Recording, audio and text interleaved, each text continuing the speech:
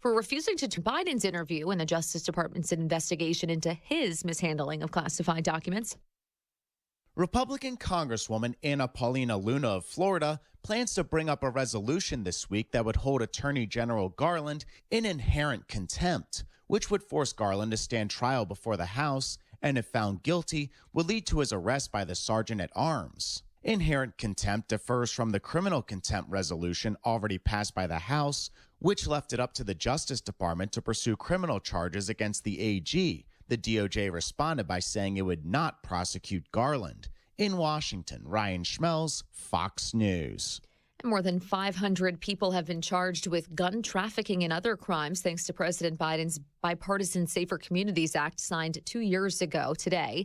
Some are linked to transnational cartels and organized crime rings. That coming from a White House report obtained by the Associated Press. America's listening to Fox News. You can host the best backyard barbecue when you find a professional on Angie to make your backyard the best around. Connect with skilled professionals to get all your home projects done well. Inside to outside, repairs to renovations. Get started on the Angie app or visit Angie.com today. You can do this when you Angie that. Wesley Financial Group is not a law firm. An important message about your timeshare from Chuck McDowell, founder of Wesley Financial Group. If you receive an unsolicited phone call or mail piece to discuss selling, renting, or especially canceling your timeshare, don't fall for it. Contact your timeshare resort or Wesley Financial Group for assistance, and I'll send you our timeshare exit information kit free with the straight facts about timeshare cancellation. Call 800-653-1188. 800-653-1188. Air Comfort Service, heating, cooling, and insulation. Weather. Chief Meteorologist Dave Murray. Partly sunny, hot, and very humid. Just a tiny chance of a pop thunderstorm. 100 for the high. Tonight, scattered showers and thunderstorms after midnight. Scattered the key word, but there is a cool front coming in. 75 and very humid. Wednesday, an early morning scattered thunderstorm, otherwise partly sunny. Getting better. 89 on Wednesday and 88 and sunny on Thursday. This is 97.1 FM Talk. Chief Meteorologist Dave Murray. It's time to plan that outdoor project for this summer, and Chesterfield Fence and Deck is the only company you need to talk to. 636-532-4054 or chesterfieldfence.com. If you call them right now, you mention my name, Mark Cox, you'll get a special discount for the month of June. You'll get 20% off an installed outdoor project with Chesterfield Fence and Deck. That is a great deal. If you've got their sign in your yard, it's a sign you have the very best. Locally owned and operated for 56 years under the same ownership. A Better Business Bureau Torch Award winner, so you know you're working with a great company. Whether it's an outdoor sunroom, a screen room, a pergola, patios, they can even do retaining walls. And, of course, they do fences and decks, and such a great job. ChesterfieldFence.com or 636-532-4054. Again, ChesterfieldFence.com or 636-532-4054. 4054. It's time to get your body in shape for the warm weather, and Victory Men's Health can help. Mark Cox here for my friends at Victory. They've got semaglutide for ladies and men, and all you need to do is go to victorymenshealth.com to find out more. They've got 4 convenient locations now: Sunset Hills, Wing Haven, Town and Country, and O'Fallon, Illinois. A simple blood test, and you could be on the path to losing up to 15% of your body weight. Tell them Mark Cox sent you. Go to victorymenshealth.com. We're going abroad for the first time in years. To Spain. But we don't speak Spanish. So we started using Babbel. And started learning Spanish fast. With Babbel, you can start having conversations in another language in just 3 weeks. Babbel's conversational method teaches you real-life words and phrases. And with Babbel's interactive bite-sized lessons, you'll remember what you learned. ¿Cómo te llamas? ¿Cómo te llamas? ¿De dónde eres? ¿De dónde eres? When you learn a language, you want to actually use it. Babbel is designed with that goal in mind. In just 3 weeks, we're starting to have conversations in Spanish. Estoy muy emocionado para ir a España contigo. Aw, he just said, I'm very excited to go to Spain with you. Nos vamos a divertir mucho. And that means we're going to have a lot of fun. Sí. Gracias, Babbel. Babbel, language for life. Celebrating 10 million subscriptions sold. Now try Babbel for free at Babbel.com. Just go to Babbel.com and start learning a new language today. That's Babbel.com. Babbel.com. Download the free Upside app and earn real cash back every time you buy gas. Download the free Upside app now and use promo code GIFT for an extra 25 cents per gallon on your first fill-up. That's promo code GIFT. That is exactly what I needed to hear. Thank God someone here knows what they're talking about. That's us. That's right. Gotta love this American ride. All right, you need to take the time and get the full picture. Come on, turn the radio on. It's Saturday and I won't be long. Don't get me wrong. I love the ladies. I mean, they rev my engine, but they don't belong in the newsroom. It is Anchor Man, not Anchor Lady. What do you want from me? I'm not America's sweetheart. Goodness sake, kid. Keep your voice down. Your father's listening to the radio. I'm not America's sweetheart. This is the Annie Fry Show. So first, I'll say that there's a season for all things. And when it was really let's just say a recent wound, I think it was helpful to talk about ways we could have secured the election better and things we could have done better in 2020. I will say, though, in this season we're in right now, talking about 2020 does not do us any good. So I'm in full agreement. For example, I think a trap question that might be thrown at Donald Trump this debate will be if Jake Tapper asked Donald Trump if do you accept the 2020 election results? And he will. How Donald Trump navigates that question. I think how he navigates that question is important. What an important point by Charlie Kirk there. Anticipating those questions that are going to be thrown at Donald Trump and, of course, Joe Biden's team trying to help him do the same thing. Just off the top, Brad, when you hear that question be posed, I hadn't really thought about it until I listened to Charlie Kirk talk about it again.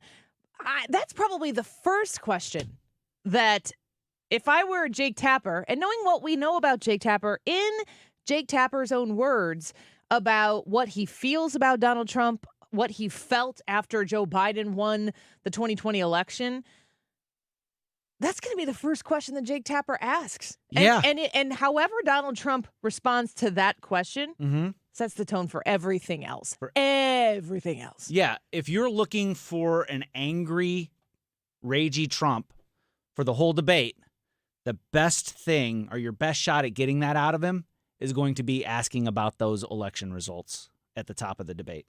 So, yeah, I agree with Charlie Kirk here. It is vital for Trump to be able to respond appropriately to that question.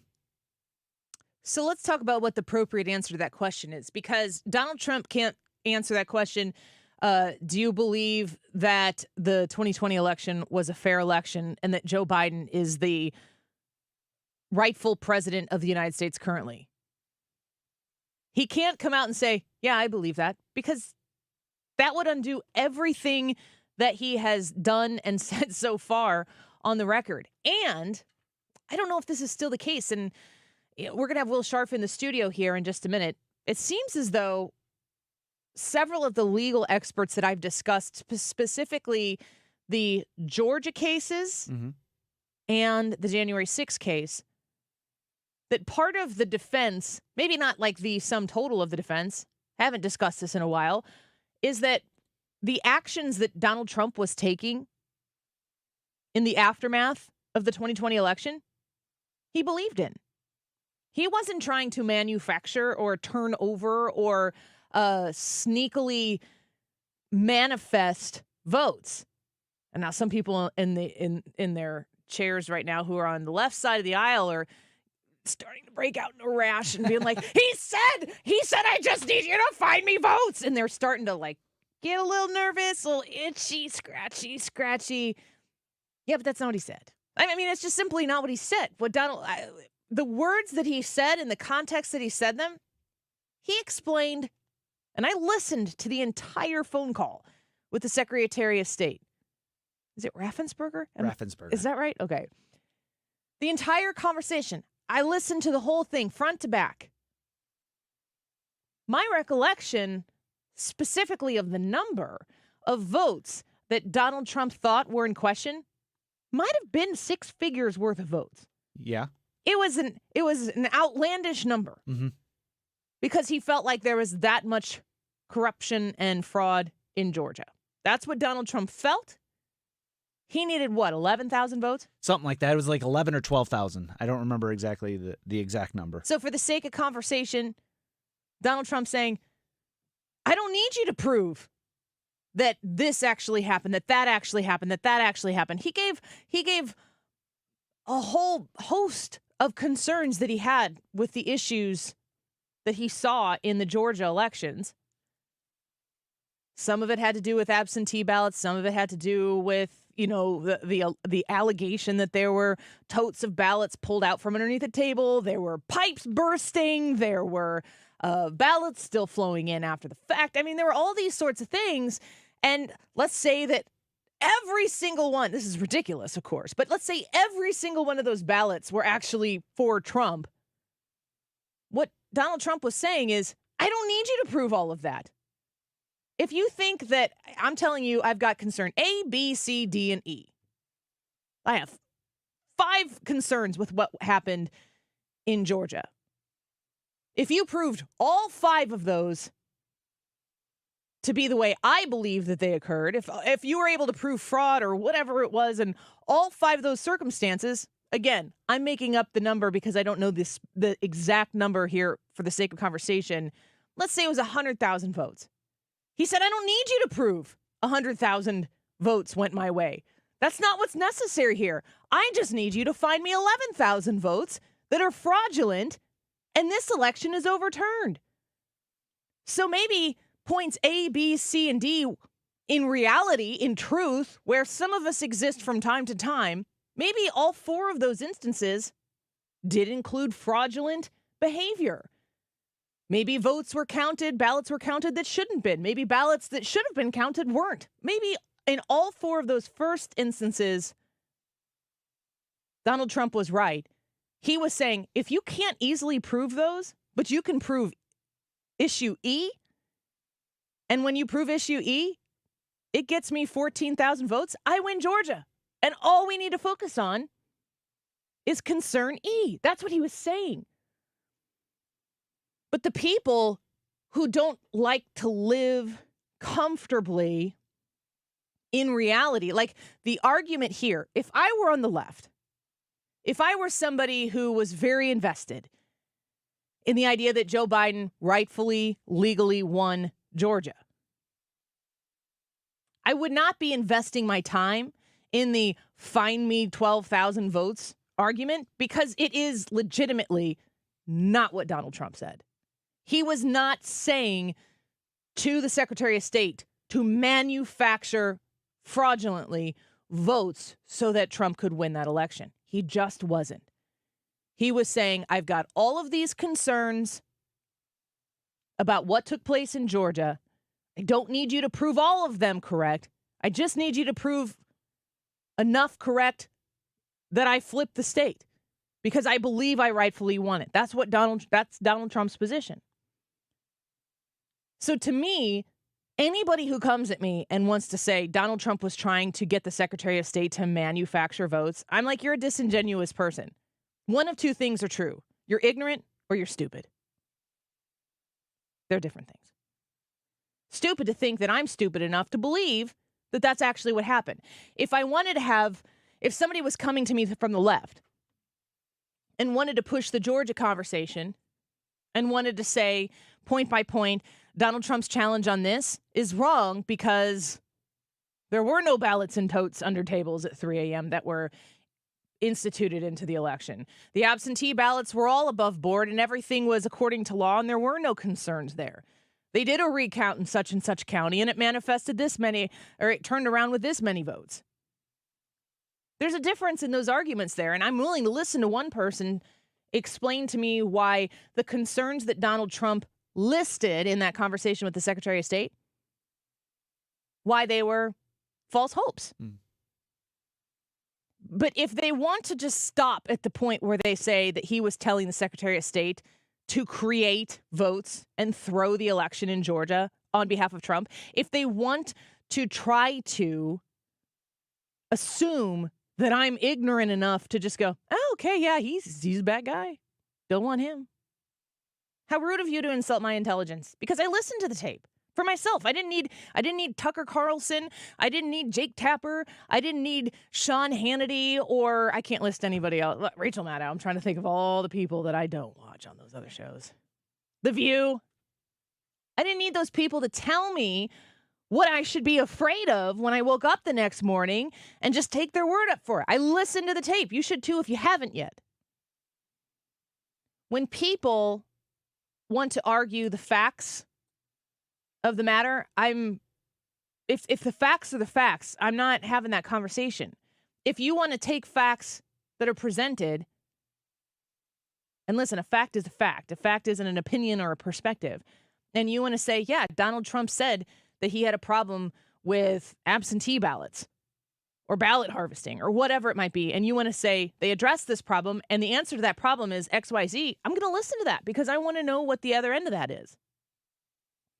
We don't live in reality. That's not the conversation. I'm just helping you. I'm just trying to help you understand how I sift people out in conversations that I'm interested in engaging or not engaging when it comes to getting to an end goal in a conversation where people see the other side more because they had the conversation. That doesn't mean you change people's opinions. You might, and I often do this, I listen to other people and it refines my position and fortifies my position. And because I've listened to the other side for longer, I now go, I believe what I thought what I believed before, I believe it even more now. Because I've listened to the argument on the other side and it's not compelling.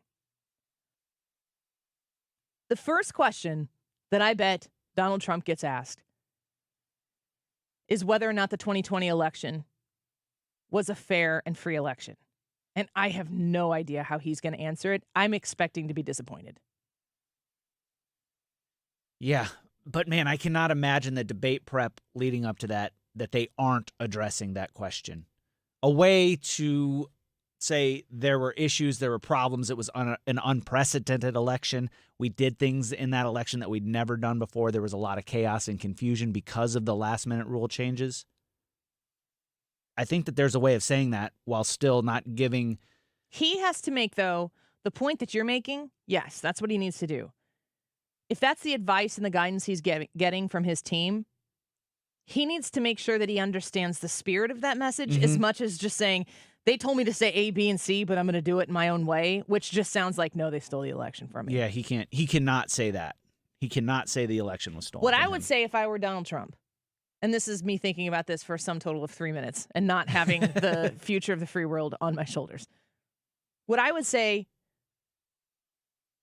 if I were Donald Trump is I would say, look, when Al Gore lost in 2000, he questioned the election. He lost. He questioned the election. He probably still questions the election. When Hillary Clinton lost to me in 2016, she wrote a book called What Happened and used a bunch of hoaxes perpetuated by the media, which you can go to this week. What was the Snopes correction this week? Oh, the Fine People hoax. The Fine People hoax. You can go to Snopes this week and see how they are correcting things that took place years ago that were perpetuated as fact in a media that hates me. And I don't know why they hate me, but they hate me. Included in those hoaxes was the idea that somehow or another I worked with Russia to steal an election in 2016. I did not do that. And if you go check any of the facts on record, there's nothing that says that I did. And in fact, it's been proven over and over again that I won the election in 2016. I never got a fair shot after 2016 because there was an investment against me to make me the bad guy around every turn and to make me seem as though I was an illegitimate president. I've had my own feelings about what happened in 2020. We were infected by a China virus that stopped the whole world, and then when given over to the Democrats after Joe Biden became the president in 2021, I'd say it like that. Mm-hmm. When Joe Biden became the president in 2021, the Democrats seized on the idea that they could use control and government to manage your life at every possible turn.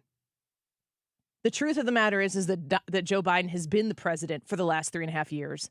And it's been an abject failure, an absolute disaster. You're paying $4 a gallon for gas. You're paying 40% inflation prices on housing. You're paying 19% more at the grocery store. And regardless of what happened in an election unlike we've ever had before due to the China virus, due to COVID, I'm here to win this election. And since Joe Biden has been the president for the last 3.5 years, everybody knows that you literally cannot afford 4 more years.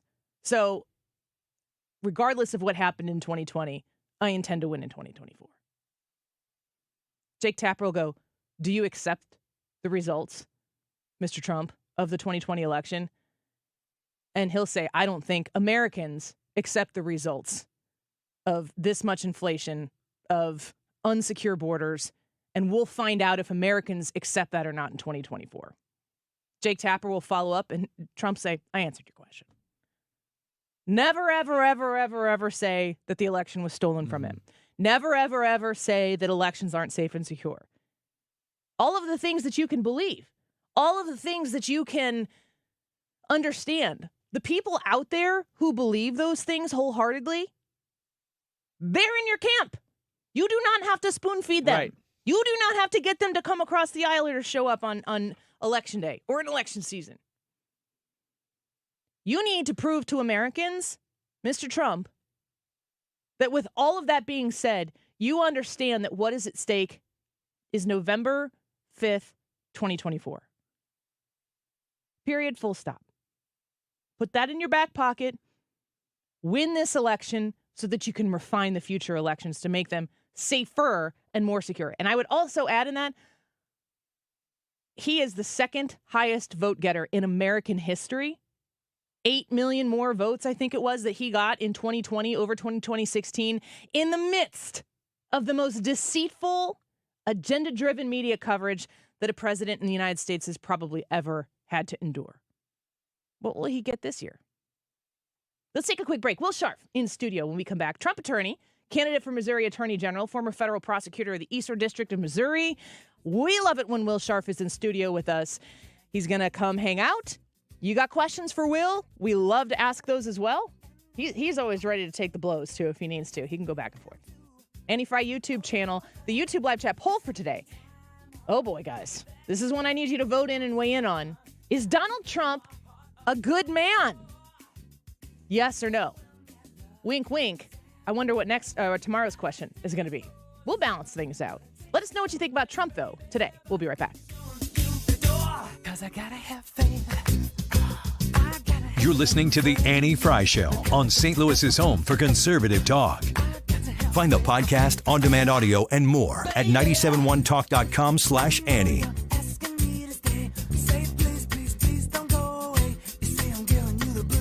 The Diamond Shop, you find them in Clayton. Go visit them in Clayton. It's so nice to go in there and talk to great people who are going to help you find something timeless, beautiful, sparkling, and special. That's what the Diamond Shop does. I'm wearing a necklace right now, custom made from the Diamond Shop. It is a silver paperclip chain with a cross on it, a little diamond at the center of the cross. They made it specifically for me in conjunction with my husband, and I love it. I'm so grateful for it, and I get complimented on it all the time. If you're looking for something custom made, the Diamond Shop can help make your idea come to life. If you're looking for a great deal right now on pearl jewelry through the end of June, and it's June 25th, folks, it's getting real close. I'm telling you what, we're 6 months away from Christmas. If you're looking for something special, 40% off all pearl jewelry, 60% off all lab-grown diamond jewelry, and 10% extra off on as a VIP. Reach out to them and find out how you can make that happen. 6 months, same as cash. So if you're looking for a great Christmas present, get in on it right now and save. Online at thediamondshop.net. Hello, Mike Carter here. I wonder if you knew that after the purchase of the Louisiana Territory in 1804, a formal three-flag ceremony was held in St. Louis to mark the transfer. The Spanish flag lowered and the French tricolor raised. That in turn was lowered the next day and the flag of the young Republic of the United States stood tall.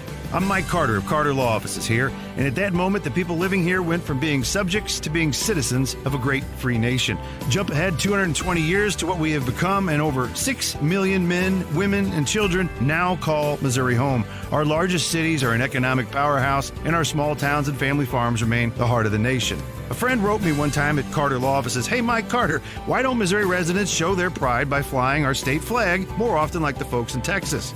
I was like, that's a really great idea. And I was thinking, maybe anybody who's listening to this, if you want to send me an email at mike@carterlegal.com with your name and address if you're okay doing so, and I'll send you a free state flag, and you can hang it out on your front porch and show everybody you're as proud of Missouri as I am. Summer is right here now.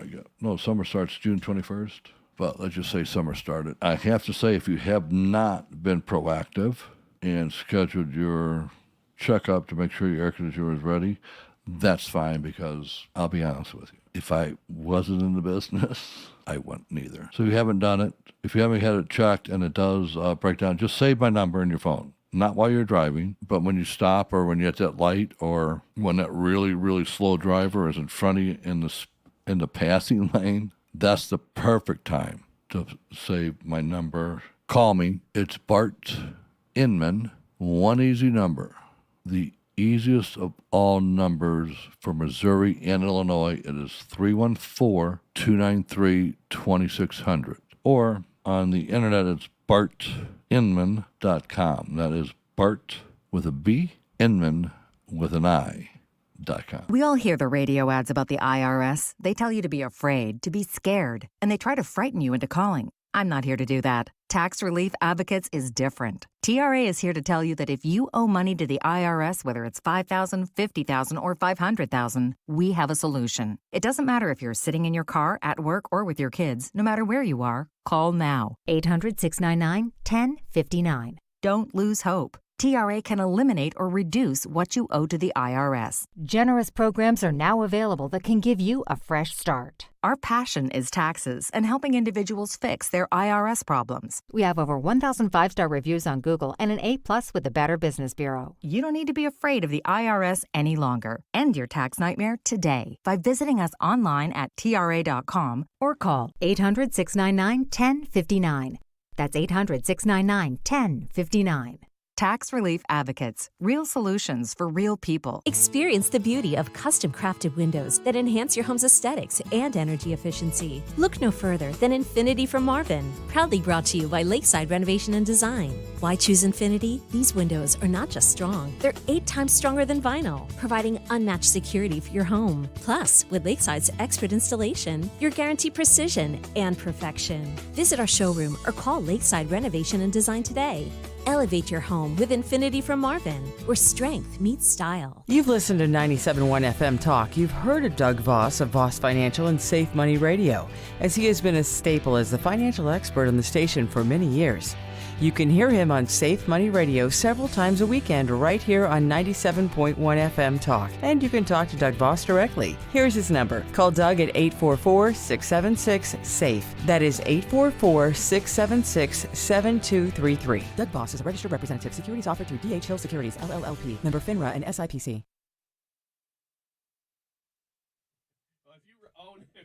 If you own rental properties, there's my microphone, then you should be listening, especially after just a second of pause. I know I've got your attention now. Rapid Rental Renovations is for you. If you have rental properties, they have to be vacant. That's the only thing. So whether you have tenants that have moved out and you need to get that place up and running again, here's the thing. When I talked to Sean and Kristen, they said, you know what? It's about 2 weeks for anybody to get their place back up and running again. And that includes if you have big stuff. 2 weeks. They're speaking my language when they say that, because it sometimes takes me months to get a place back up and running, and that whole time I'm losing money. So if you have rentals, consider them. Rapid Rental Renovations. They are online at murphycleanoutservices.com. That tells you one thing that they do. They will clean out your rental property for you, but they will do everything, and they will do it fast and on a great budget. Visit them online. Again, all their phone numbers there. You can text them pictures. You can call them. A couple different numbers for each one of those things. But start at murphycleanoutservices.com. You're listening to the Annie Fry Show live from the Air Comfort Service Heating, Cooling, and Insulation Studio. 9 out of 10 homes are under-insulated. Keep the air you're paying to heat where it should be with 15% off attic insulation. For a free estimate on attic insulation, visit aircomfortservice.com. The National Memorial of Military Ascent is on a mission to create a first-class Veterans Memorial Complex in Grafton, Illinois.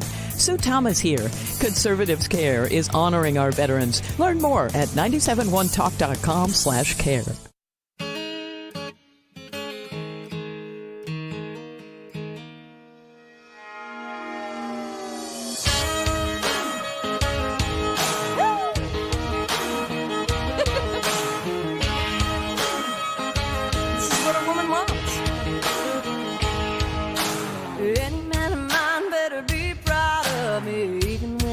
Like a Ryan Wiggins demanded song, but it's really Will Scharf that is in studio with us right now. Oh man, nice.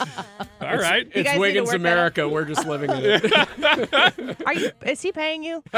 Is he compensating you to be here? I hope not. I'm going to learn how to cut audio so that I can cut that piece of audio. All right. You're going to learn how to do it, huh? It'll be ready in 2026. Uh-huh. Yeah. Will Scharf in studio with us. He's a Donald Trump attorney candidate for Missouri Attorney General and a former federal prosecutor at the Eastern District of Missouri. Welcome back. Great to be with you guys. Thanks so much for having me. You busy guy? Yeah, it's been a crazy couple weeks. We actually just got another decision on this ongoing gag order saga in New York this morning.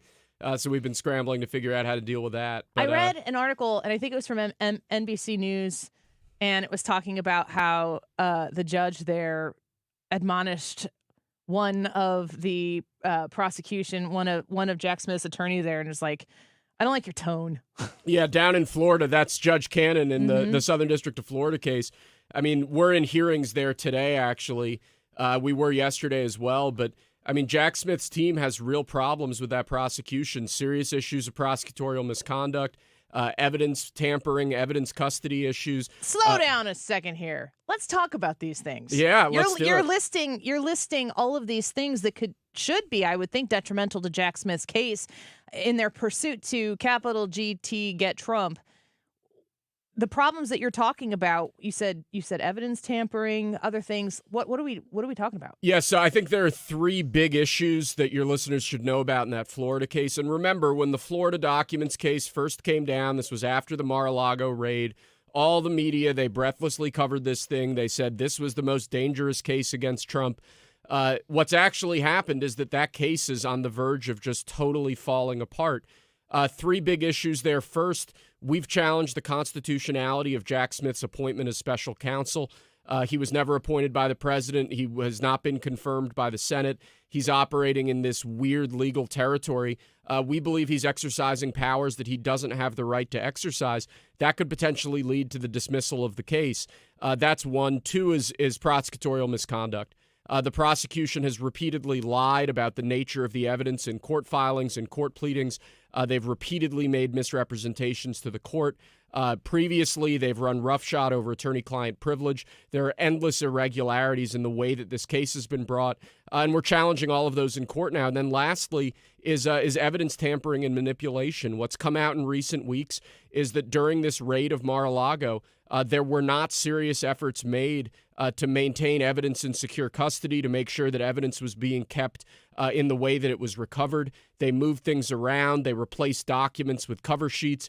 They didn't really give us, they didn't hold the evidence the way that they were supposed to. Will Scharf, if these documents are so top secret, and I mean, like, they're saying that Donald Trump mishandled documents, and then they're mishandling the same freaking documents? That's exactly right. And in addition to that, it's come out that boxes and boxes of these documents were actually shipped to President Trump by the Biden administration, by the Biden GSA. So this idea that President Trump willfully retained classified documents, national defense information, the whole case is just falling apart under the weight of our defense efforts in that case. It's been a lot of fun to be a part of that, to get to see that happen, and to get to see that unfold in court. I think there's a real chance that case is dismissed, but at the very least, I think the prosecution there is crippled, and obviously that case is not moving to trial anytime soon, which is important from a political perspective, because President Trump deserves the right to go out and run for president and do what he does best, which is carry his message to the American people. Well, it's important on this show that we offer our listeners a well-rounded perspective from expert-level contributors. And, when you think of the resume and success of Andrew Weissman and his contributions to MSNBC, and, MSNBC, they hold a certain kind of standard. When women are involved in things, it's just inherently better because women are better than men. That's an MSNBC thing. Yeah, I'm bold to say that in here, but gentlemen, I am a woman, so I should know these things, right? This is the MSNBC line of rules. Listen to legal expert from MSNBC, Andrew Weissman, trash Judge Cannon in Florida. This is outrageous.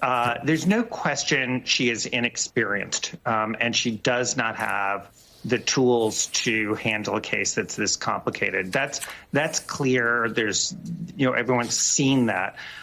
We also do have the fact that the 11th Circuit, a conservative circuit that she is in, reversed her not once but twice. And those were conservative judges who just thought she was absolutely bonkers in terms of her rulings. And of course, both times that she was overturned, her rulings were for Trump. It's not like she's inexperienced and sometimes she gets it right for Trump and sometimes she gets it right or wrong for the government. They're always siding with Donald Trump, and it's very, very hard at this point to see her as being anything other than partisan. So Weissman thinks that we should only have trials against Donald Trump in Manhattan. Yeah, Andrew Weissman's a political hack. I mean, that's just absolute garbage. Long before she was a judge, Judge Cannon was a federal prosecutor in the Southern District of Florida, had a long career as a highly successful prosecutor down there. She's been on the bench since 2020.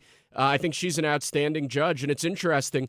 They mentioned the fact that the 11th Circuit overturned her on some issues relating to the search warrant. They never seem to mention the fact that the New York Appellate Division, which is a highly liberal court, overturned Judge Engoron 5 times in the New York civil investigation into Donald Trump. They never seem to mention that. So again, it's a question of the left playing to the courts, playing to the referee, playing to the umpire.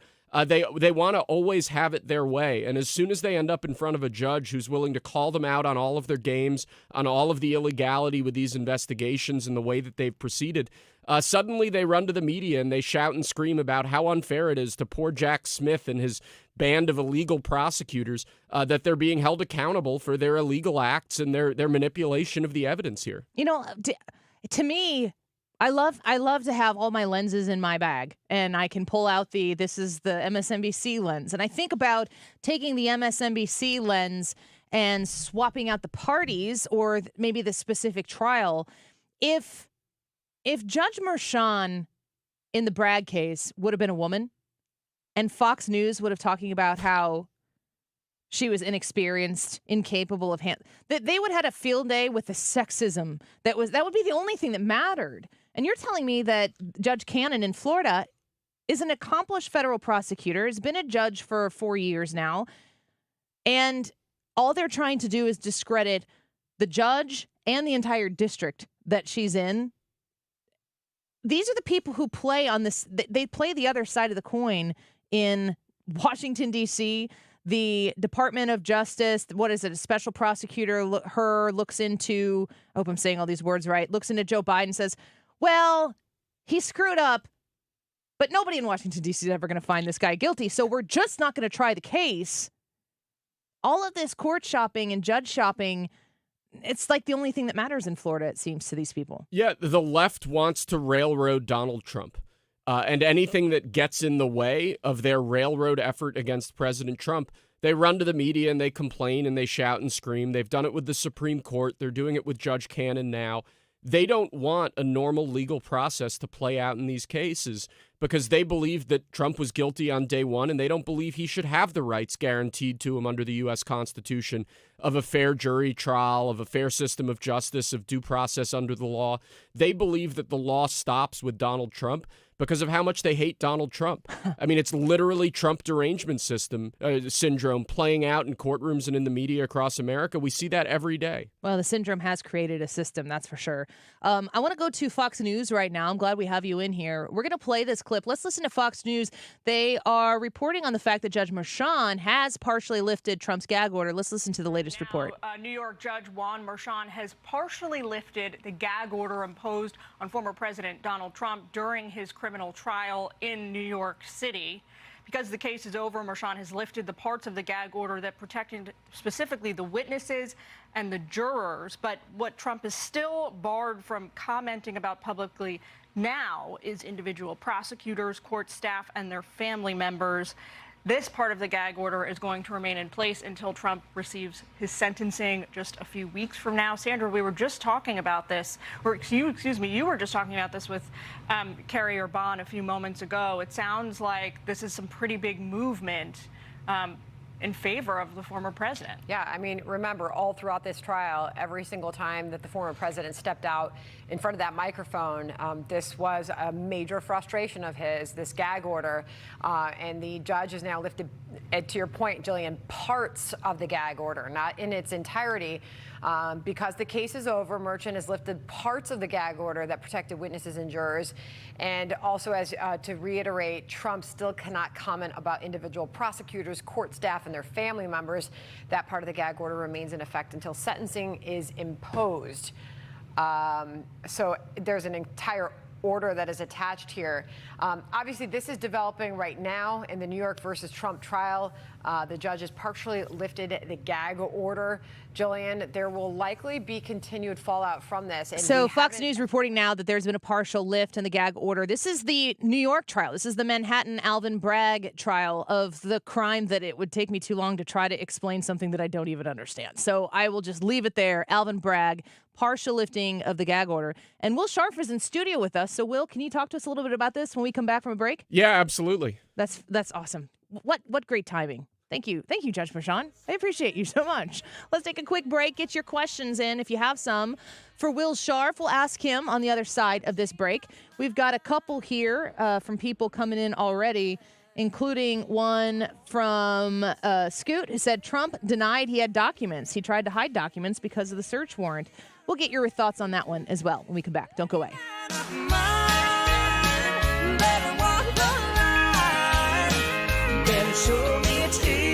This is the Annie Fry Show. Follow Annie on Twitter @AnnieFryShow.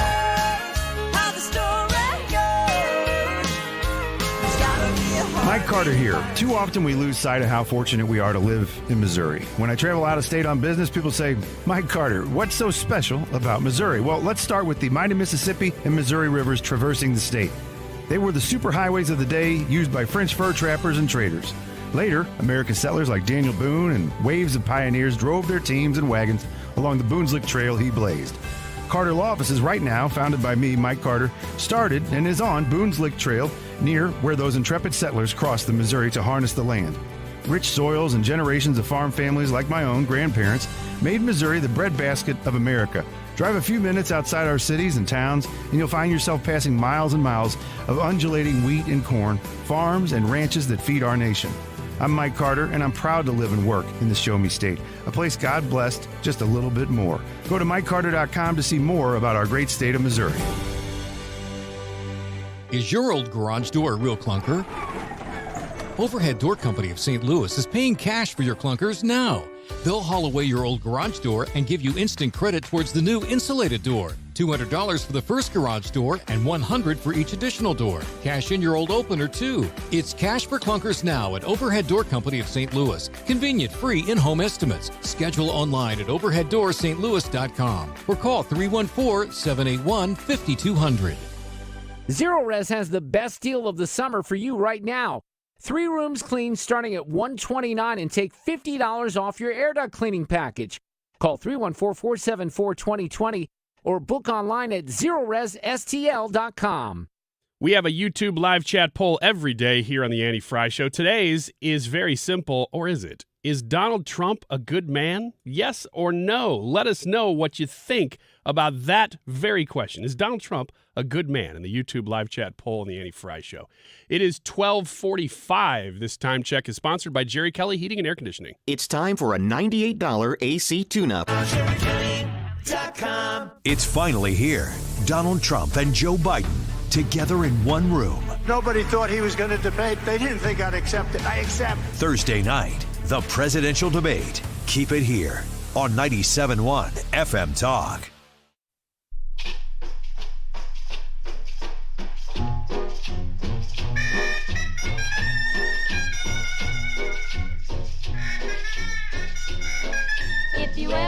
This is the Annie Fry Show. They make you feel so very Follow bad. Annie on Twitter @Annie Fry Show. Make up rhyme, guarantee you one real good fine time. Drinking rum and Coca-Cola.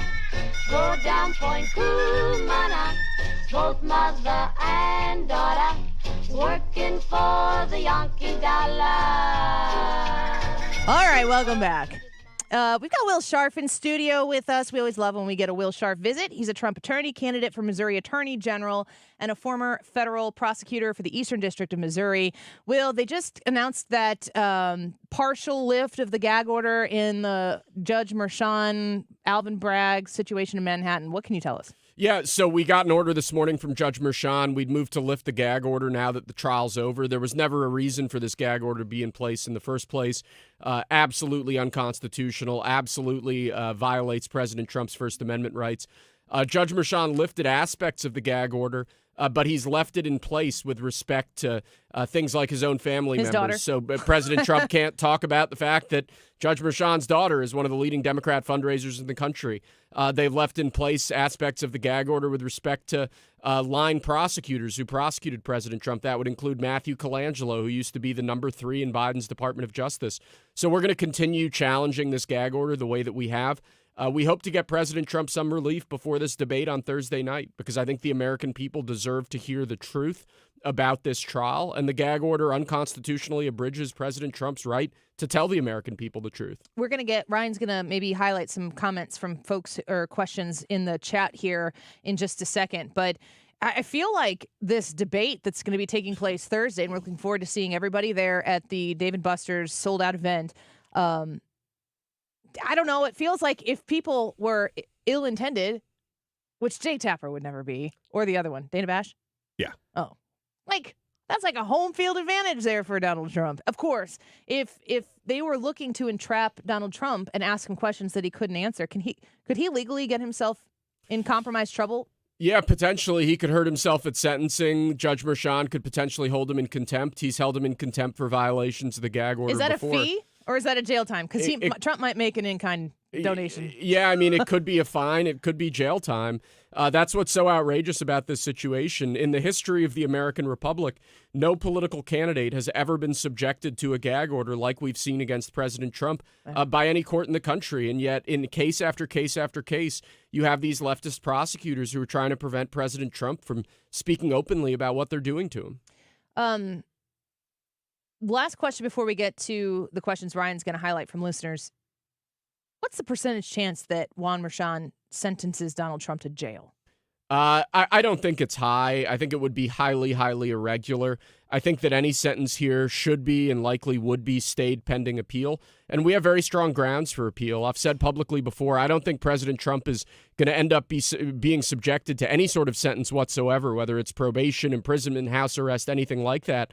Because I think the second this case hits an appellate court, we're going to get it overturned in toto, just because of the numerous constitutional violations, evidentiary issues with the case from the start. So we feel very good about our chances of appeal, and we're ready to roll. So you're saying there's a chance?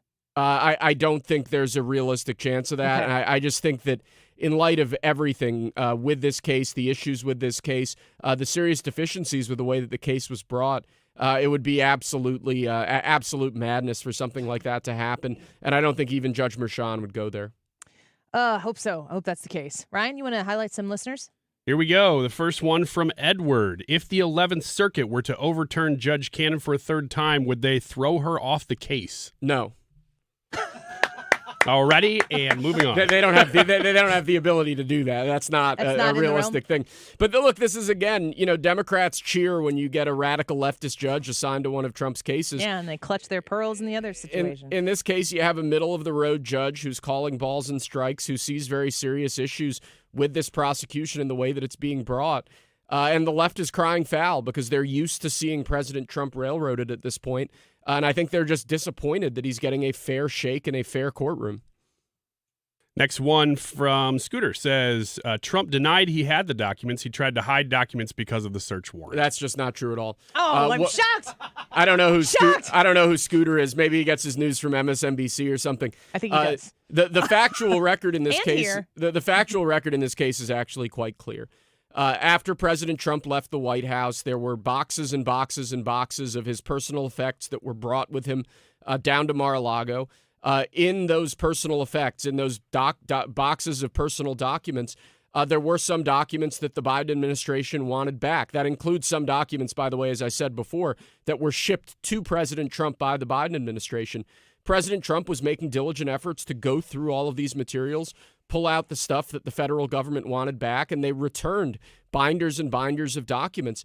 And then that process, that review process, was short-circuited by the raid on Mar-a-Lago, which I think was totally unwarranted. It should never have happened. There was no need for it.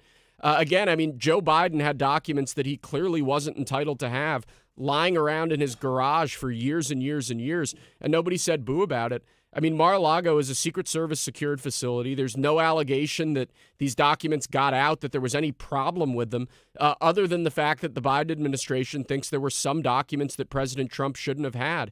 And then the conduct of the raid itself was just so highly irregular. I mean, you had agents come in who made no effort to maintain proper custody of the evidence, to maintain the evidence in any sort of condition that it would allow this case to go to trial. I think they were more concerned with the headline than they were with actually bringing a real legal case. And that's why this case is collapsing in court. I'll admit this is a pretty broad question, so I'll ask it, and I'll just leave it to you to interpret it however you want. Jackie says, when will the Dems be prosecuted for doing the same freaking thing they're prosecuting Trump for? Speaking from the heart and the soul, Jackie. Yeah, no, I love you, Jackie. That's exactly the right question to be asking. I mean, what we're seeing here is a two-tiered system of justice, where Hillary Clinton can hide tens of thousands of documents on a private server and never be held accountable for it, where Joe Biden can hide boxes and boxes of documents that he had absolutely no right to have in his garage for years, in offices in random places for years, and is never going to be held accountable for that. And then with Donald Trump, because they are just so intent on interfering with his ability to run for president, we see him drag into courtroom after courtroom after courtroom on these absolutely baseless legal theories. You want to talk about a two-tiered system of justice, that's what we're seeing here. And to me, that's the death knell of the republic. When you have political prosecutions like this, when you have the use of the courts of prosecution for political persecution, that's exactly the sort of thing our founders were terrified of. James Madison talked about the use by political faction of newfangled and artificial treasons to oppress their political opponents. That's what we're seeing here. Invented cases, invented legal theories, novel legal theories being rushed into court at a breakneck pace, all in an effort to interfere with the 2024 election. And Americans of all political stripes should see these efforts for what they are and reject them roundly. It's only fair that I follow up a very broad question with a very specific one. First of all, with Jackie's question, you said this was a pretty broad question, and I just kind of thought you were saying that Jackie was a pretty broad.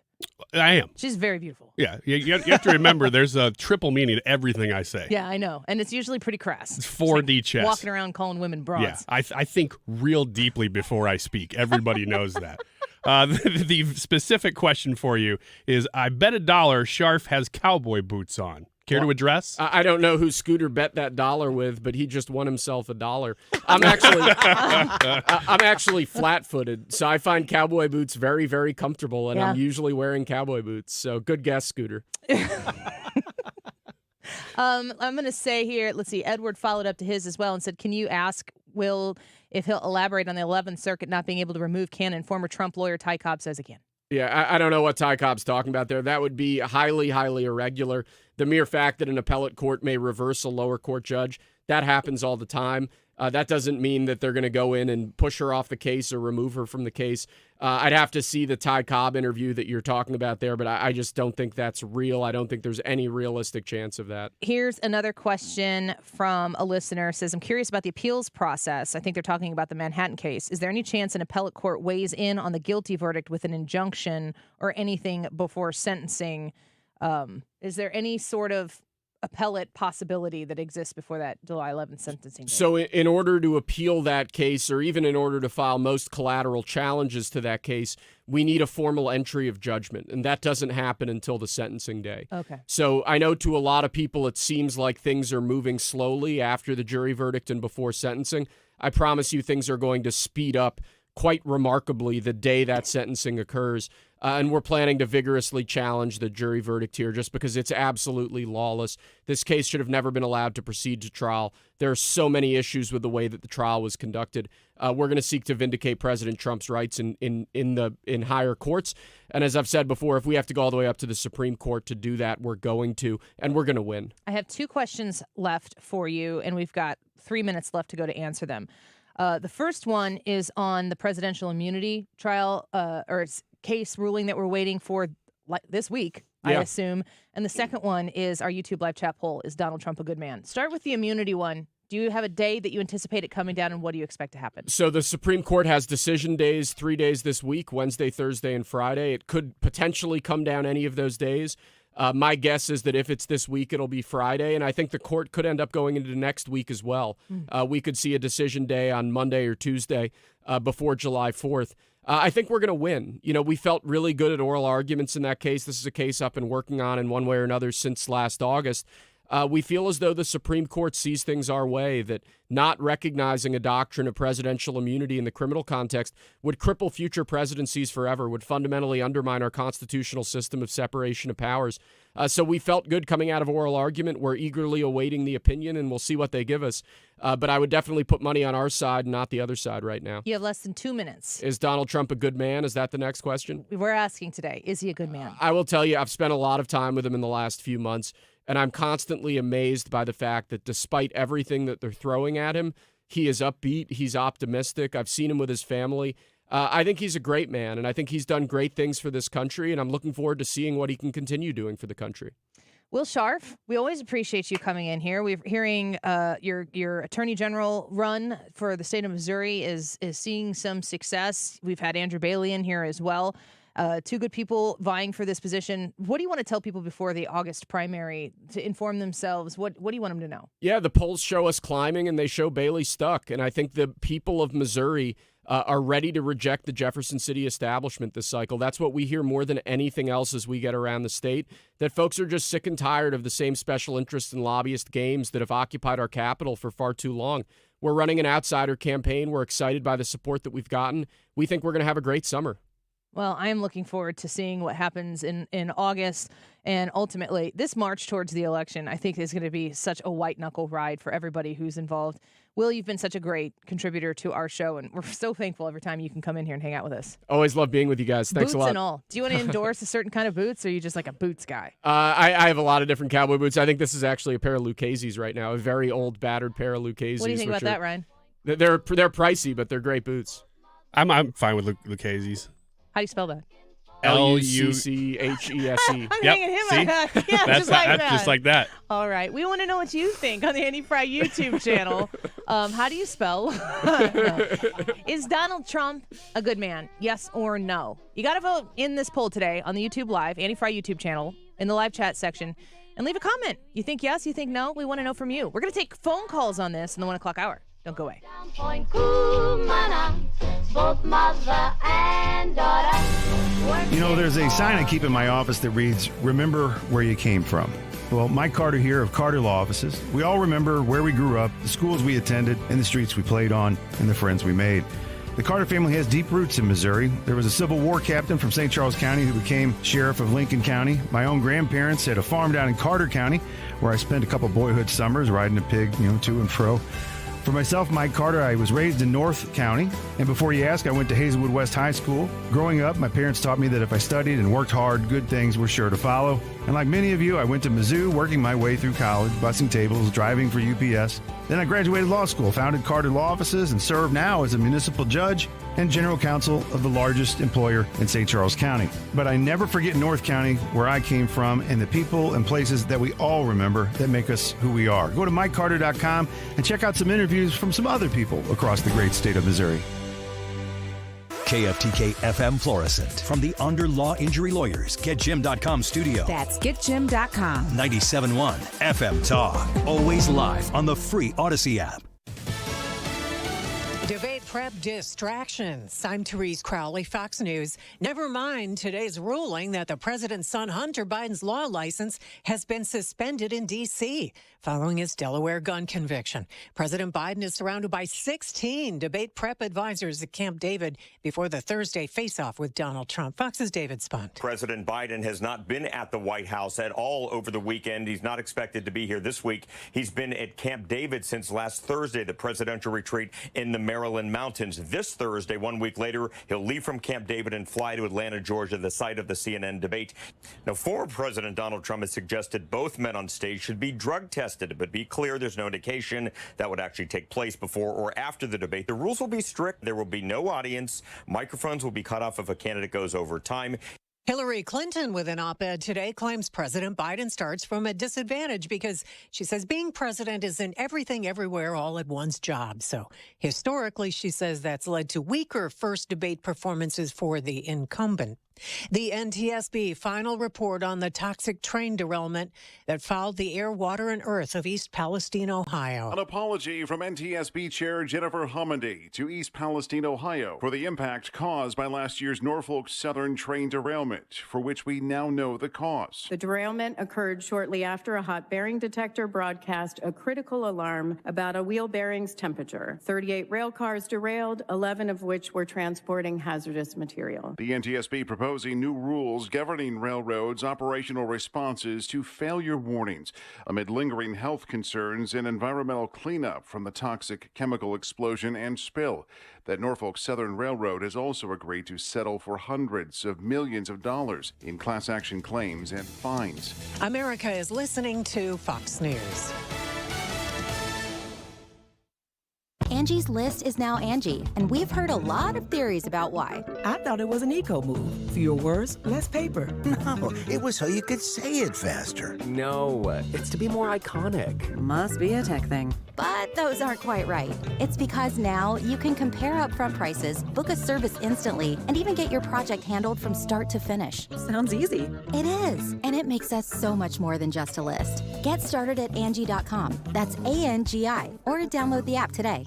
Wesley Financial Group is not a law firm. An important message about your timeshare from Chuck McDowell, founder of Wesley Financial Group. If you receive an unsolicited phone call or mail piece to discuss selling, renting, or especially canceling your timeshare, don't fall for it. Contact your timeshare resort or Wesley Financial Group for assistance, and I'll send you our timeshare exit information kit free with the straight facts about timeshare cancellation. Call 800-653-1188. 800-653-1188. Air Comfort Service, heating, cooling, and insulation. Weather. Chief Meteorologist Dave Murray. Partly sunny, hot, and very humid. Just a tiny chance of a pop thunderstorm. 100 for the high. Tonight, scattered showers and thunderstorms after midnight. Scattered the key word, but there is a cool front coming in.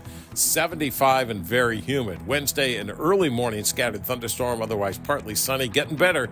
89 on Wednesday and 88 and sunny on Thursday. This is 97.1 FM Talk. Chief Meteorologist Dave Murray. Hey, Michael's Flooring Outlet, they understand the excitement that goes along with purchasing flooring, but they also understand you're going to do your research. Of course you are. You're a smart person. You care about your hard-earned dollar, and you want to make sure that you're investing in quality. You're not out there looking for the absolute cheapest buy that you can get, because you know that when you don't invest in quality, you don't get quality. They have both. They have value and they have quality, and they are excited to talk to you about helping you achieve the dream for the flooring renovation in your home and also in your place of business, in your church, wherever the flooring project is.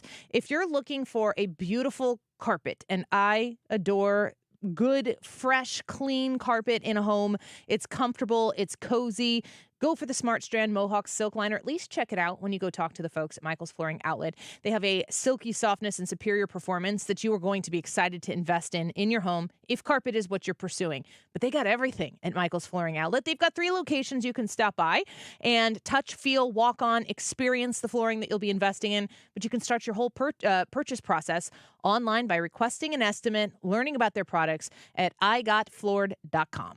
When you're approaching retirement, there are a lot of questions to answer. Do you have enough money to fund your income for life? How should you claim Social Security? And what's your plan for health care and long-term care? Hi, I'm Eric Robert, Director of Investments with the ClearPath Wealth Management Group at Stifel and host of On the Money Saturday mornings at 11 on 97.1 FM Talk. Don't leave your retirement to chance. It's crucial to understand and address relevant risks before you retire. Our team can help you get organized, guide you through critical retirement decisions, and create an investment portfolio designed around your needs. To schedule your free retirement plan consultation, go to clearpathinvesting.com. That's clearpathinvesting.com. Or call us at 636-695-2650. That's clearpathinvesting.com or 636-695-2650. Stifel Nicholas and Company Incorporated, member SIPC and NYSE. The choice of a lawyer is an important decision and should not be based solely on advertisements. If you've been injured in a car wreck, you need the best. Let us make your case our cause. Car accident? Call Onder Law for a free review at 314 or 618-900,000.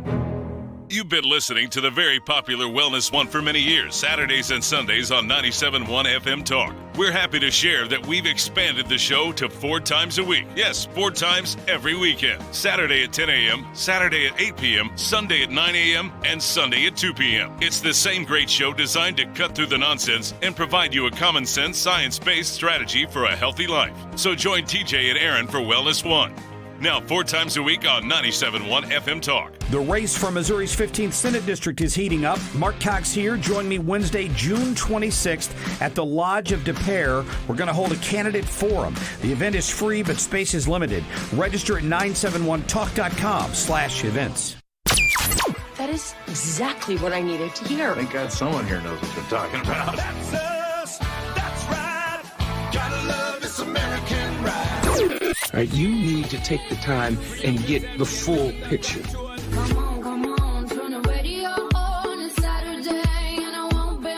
Don't get me wrong, I love the ladies. I mean, they rev my engine, but they don't belong in the newsroom.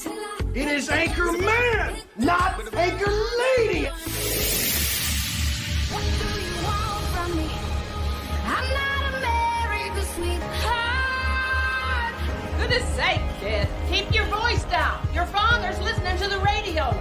I'm not America's sweetheart. This is the Annie Fry Show. Welcome back to the Annie Fry Show. So we just had Will Scharf in studio for a couple segments in the last hour. Go and check that out on the podcast or rewatch on the Annie Fry YouTube channel.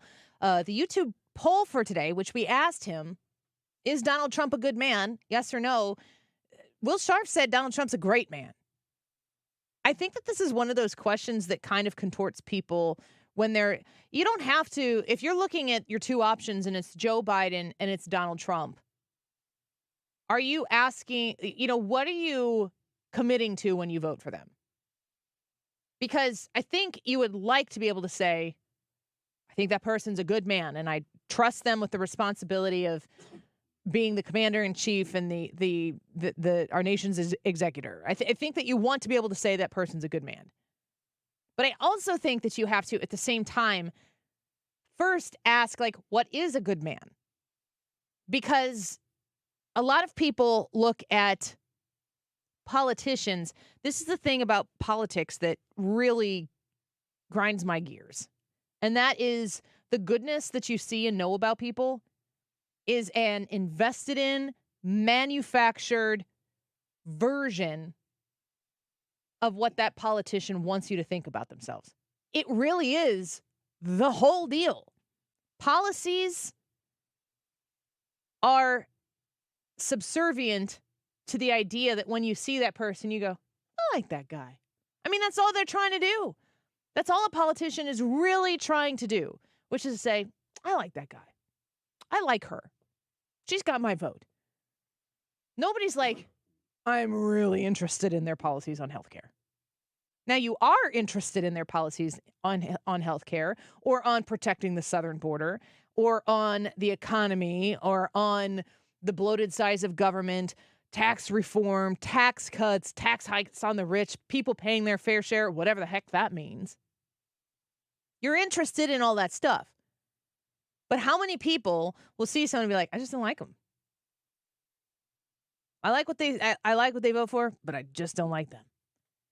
So the idea that you would define first, like what a good man is before you answer the question, is Donald Trump a good man? Yes or no? Here's where I come from on this. And I'm just specifically saying this because I know that there are people who are listening who are going to know exactly what I'm saying right now. And then other people are going to be like, oh, here she goes again. I was raised in a Lutheran church with law and gospel at the core and a complete understanding to get super in the weeds of what the old Adam is. And if you know what the old Adam is, Pastor Brad, then you already understand where I'm going with this. Because when you're talking about, like, when I think of myself, like, am I a good person? My answer to that is an emphatic no. I am in no way, shape, or form a good person. And some of you are going, yeah, she sucks. Some of you are out there saying, no, I think she's a terrible person. I think she stands for everything's wrong, whatever, blah, blah, blah. You don't like that I throw pistachio shells on the streets in St. Louis. Wouldn't want to make it dirty.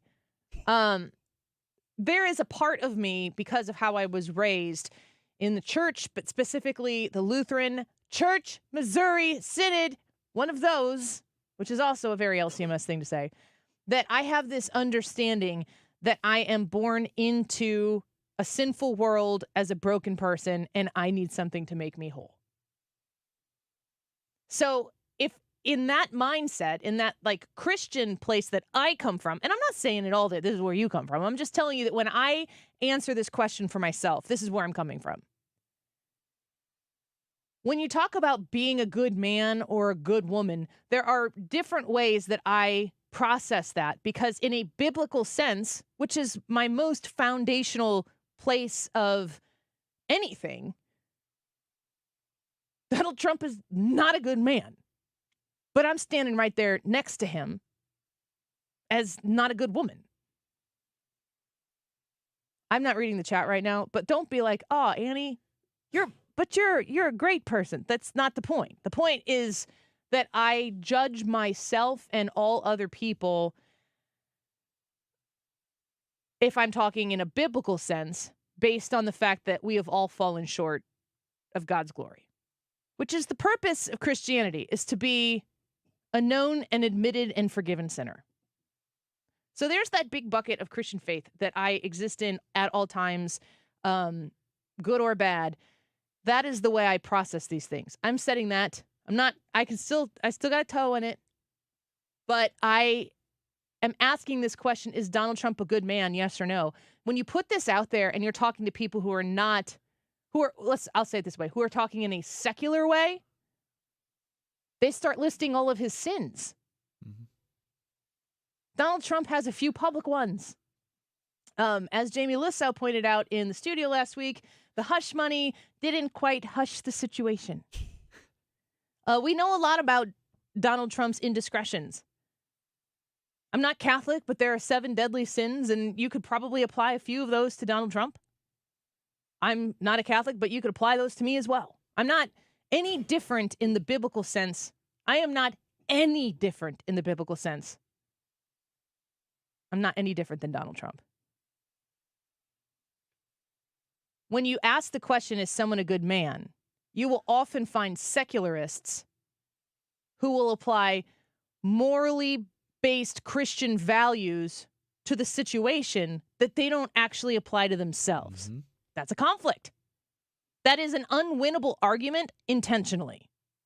That is done purposely for the point that is being made by the person who is employing the laws and order of Christian biblical principles and possibly other religions, of which I'm not as familiar because I identify myself as a Christian. What does it mean to be a good man in this question?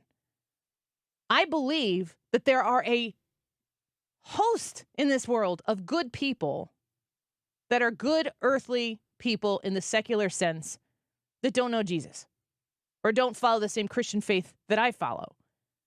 That's a different conversation than this one. That's not to say that it's unimportant. I'm not more interested in sharing my affiliation as a Republican than I am as sharing my affiliation as a Christian. The Christian is all-encompassing. Republican is something I would list about describing myself, or conservative, that would be so incredibly far down the list of who I am as an individual.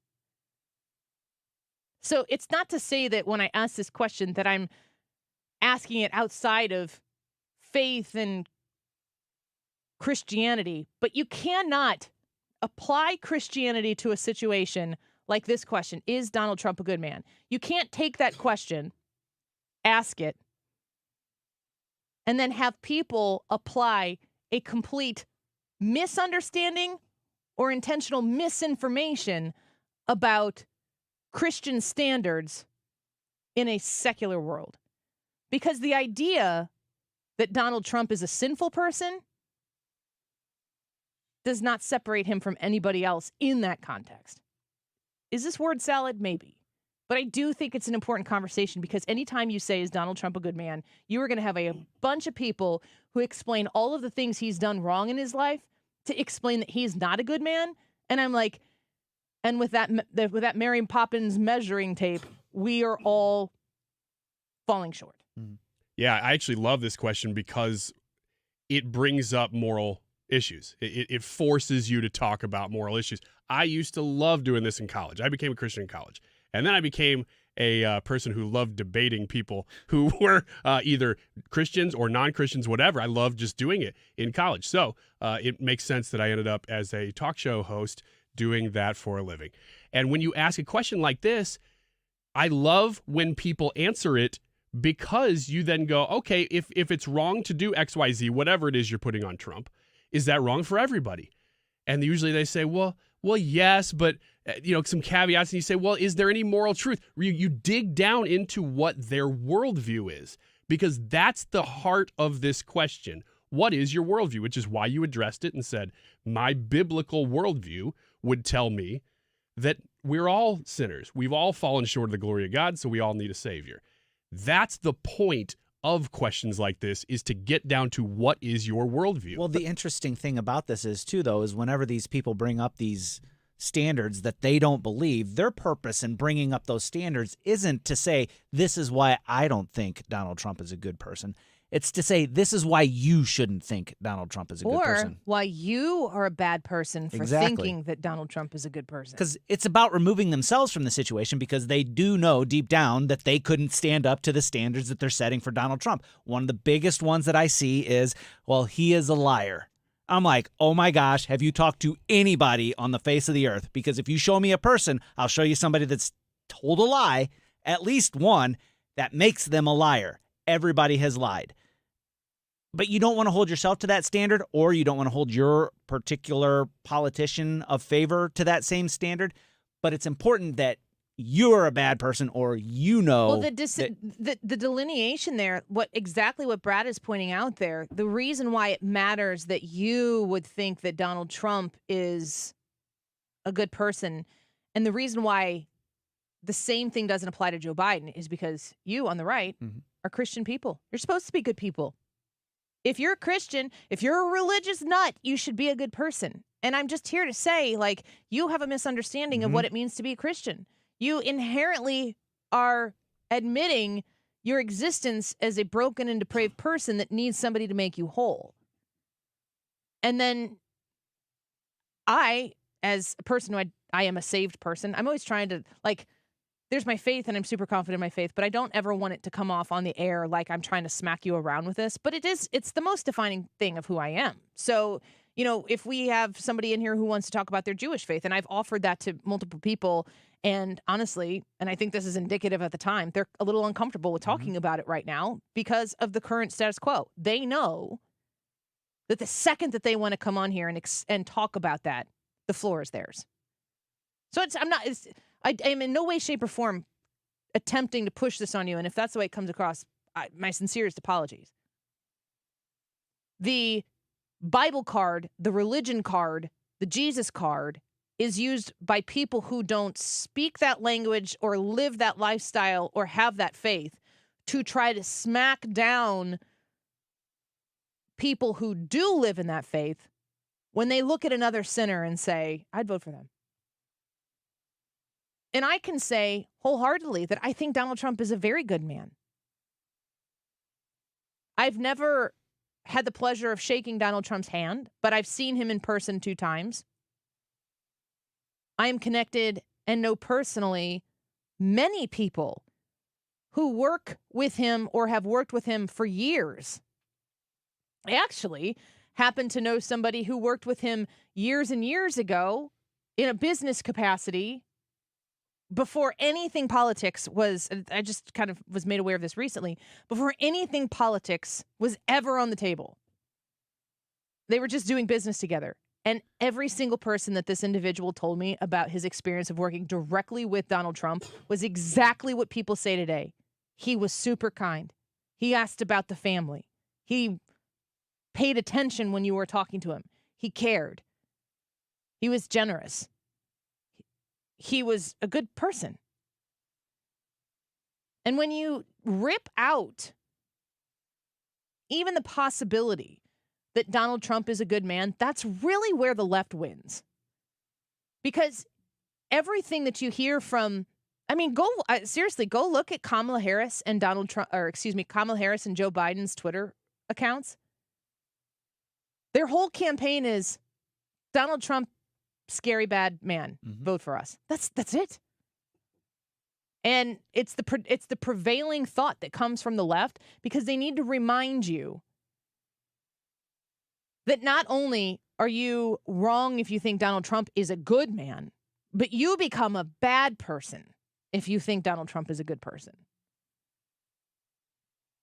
And they're not really willing to entertain the fact that other people who actually have experience working with him, that while he's brash on the public stage, you ever heard of people like never meet your heroes? Mm-hmm. You've followed a musician forever. You love all the movies that this actor participates in. They seem like this awesome person, and then you meet them and they're total a-holes. Never meet your heroes. Which one of those two things, which one of those two existences is who that person really is? I mean, that's an obvious question that you can answer. When people meet Donald Trump, they say he's a good man. We wonder what you think. Go to the Andy Fry YouTube channel and vote. And let us know, is Donald Trump a good man? Yes or no? You guys want to take calls when we come back? I do. I am looking forward to this. Everybody who calls is going to say he's a good man. You think? I hope not. I guess there's only one way to find out. 314-241-9797. Ethan's out there ready to take your phone calls. 314-241-9797. We're going to take a quick break, get you all lined up. We're going to do this for one segment, and then Ryan has to do Wiggins America because Will Scharf took his place. But he was wearing boots, so we had to let him. Yeah, that's okay. We also have a great picture of Ryan Wiggins and Will Scharf's boots. That's all I can say right now. I've seen the picture, and I approve. I think it's one of the coolest pictures I've ever been in my life, possibly. Well, I can confirm. 314-241-9797. 314-241-9797. If you'd like to call in and give us your thoughts on whether you think Donald Trump is a good man or not, we'd love to hear from you. Give us a call. We'll take them when we come back. 314-241-9797. Don't go away. I'm all over the place. Clowns to the left. This is the Annie Fry Show. Follow Annie on Twitter @AnnieFryShow.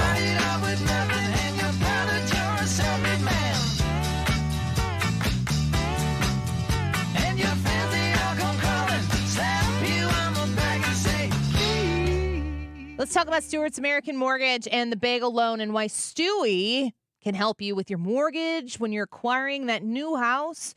You're thinking a lot about, okay, what's our budget? What can we offer? Interest rates are going to probably be around there. That's your first part of your conversation. And you figure out what your budget is. And then you put in an offer, you find a house, it's competitive. Then you get to the closing, and those closing costs, they kind of hit you. So you know they're coming, but they kind of hit you out of left field. Guess what? Not with the bagel loan. The only place to get the bagel loan is with my friend Stewie and Stewart's American Mortgage. I myself have 2 times done a bagel loan refinance with my house. Rates continued to go down a few years ago, and I twice locked in a lower rate with Stewie. If rates have come down since you purchased your house here recently, lock in a lower rate and make sure that you get it while the rates are down. If in a year or so it ends up going down even more, you can do it again. 314-324-4440. 314-324-4440. Stewie wants to take your call. Tell him Annie sent you, and you will be on your way to a really, really smart decision with your mortgage. You can Google the bagel loan, NMLS number 226715. Hi, I'm Bob Kershaw with Retirement Advisory Group. Are you worried about market volatility in this election year? Are you concerned your money won't last you through retirement? Hi, I'm Tammy Kershaw, and as a family-owned business, we are committed to protecting your retirement, whether you're nearing retirement or already retired. We have a lot of folks that aren't aware of all the new investment choices that are available, which give you growth and protection from losses at the same time. Are you aware of all the fees that you are currently paying? We can show you how to avoid those fees. So come in now for your free retirement review and get a second opinion on your retirement plan. And just for coming in, you'll get a copy of our latest edition book, Your Key to a Worry-Free Retirement. Let us show you how to retire with confidence. We are proud to say we haven't lost a penny of our clients' money in 38 years, and we won't lose a penny of yours either. Let our family help your family. Call us now at 314-993-9494 or go online to retirementkey.com. That's retirementkey.com. Hello, Mike Carter here. I wonder if you knew that after the purchase of the Louisiana Territory in 1804, a formal three-flag ceremony was held in St. Louis to mark the transfer. The Spanish flag lowered and the French tricolor raised. That in turn was lowered the next day and the flag of the young Republic of the United States stood tall. I'm Mike Carter of Carter Law Offices here, and at that moment the people living here went from being subjects to being citizens of a great free nation. Jump ahead 220 years to what we have become, and over 6 million men, women, and children now call Missouri home. Our largest cities are an economic powerhouse, and our small towns and family farms remain the heart of the nation. A friend wrote me one time at Carter Law Offices, "Hey, Mike Carter, why don't Missouri residents show their pride by flying our state flag more often like the folks in Texas?"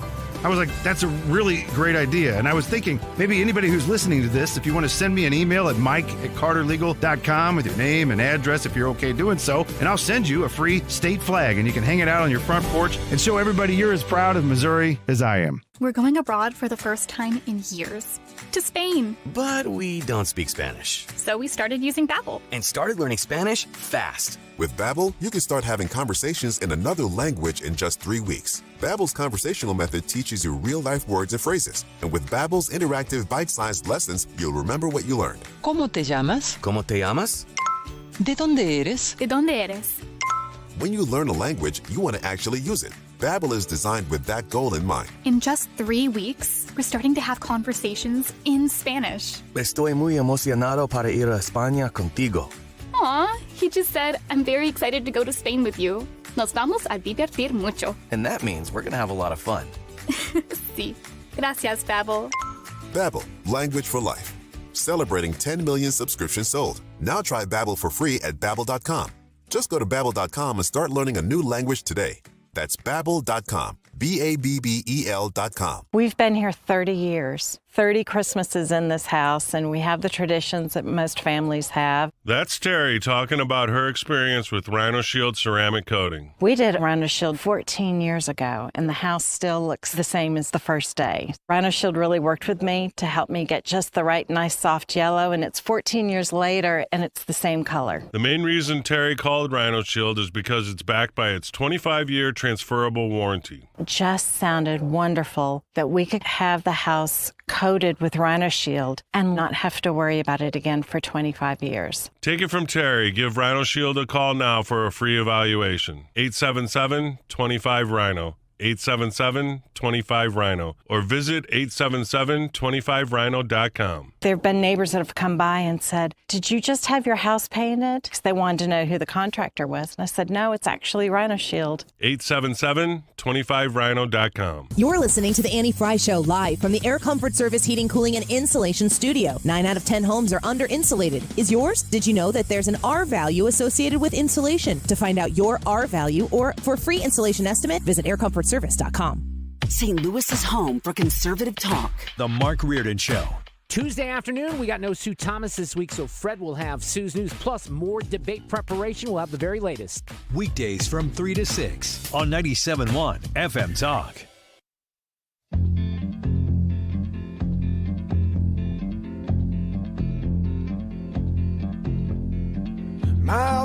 This is the Annie Fry Show. Follow Annie on Twitter at Annie Fry Show. I'd leave it all. My acres of land I've achieved. It may be hard for you to stop and believe, but for you,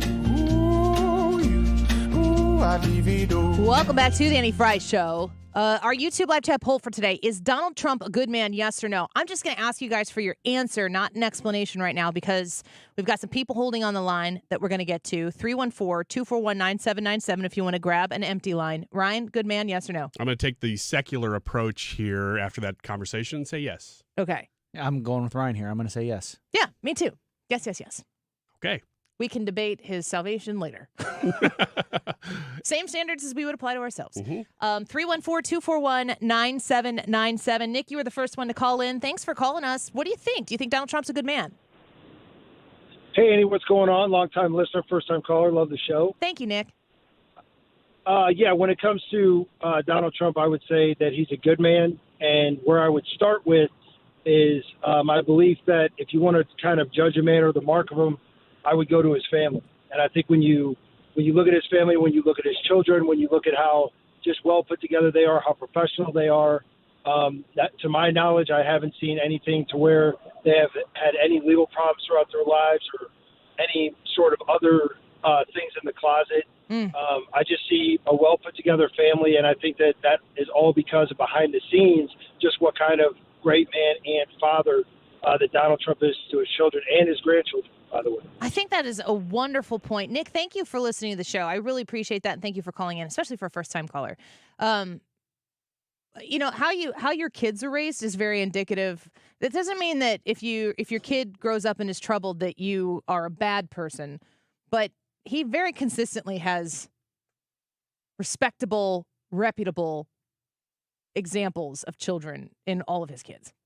Yeah, that's definitely something that just shows that he was present, I think, more than anything. Which is saying something. Yeah, it is. For a billionaire. Yeah. 314-241-9797. Let's get to Jim. Jim, thanks for calling the Annie Fry Show. Is Donald Trump a good man? I couldn't really say one way or the other. I don't know. And everybody using, like, family, the kids, you could be a terrible parent and your kids can turn out great. And you could be an awesome parent and the kids are troubled. It has nothing. A lot of it is not what. Some of it's environment and some of it's, nature and nurture. The person itself. Yeah, exactly. But so I couldn't tell you one way or the other. But I do have a question. I have a comment. You said earlier that he was a good man, and you gave examples because he asked about family and things like that when he met you or met people. I've never met him in person. Right. But you commented on other people knowing him and saying that he was a good person because he asked about family.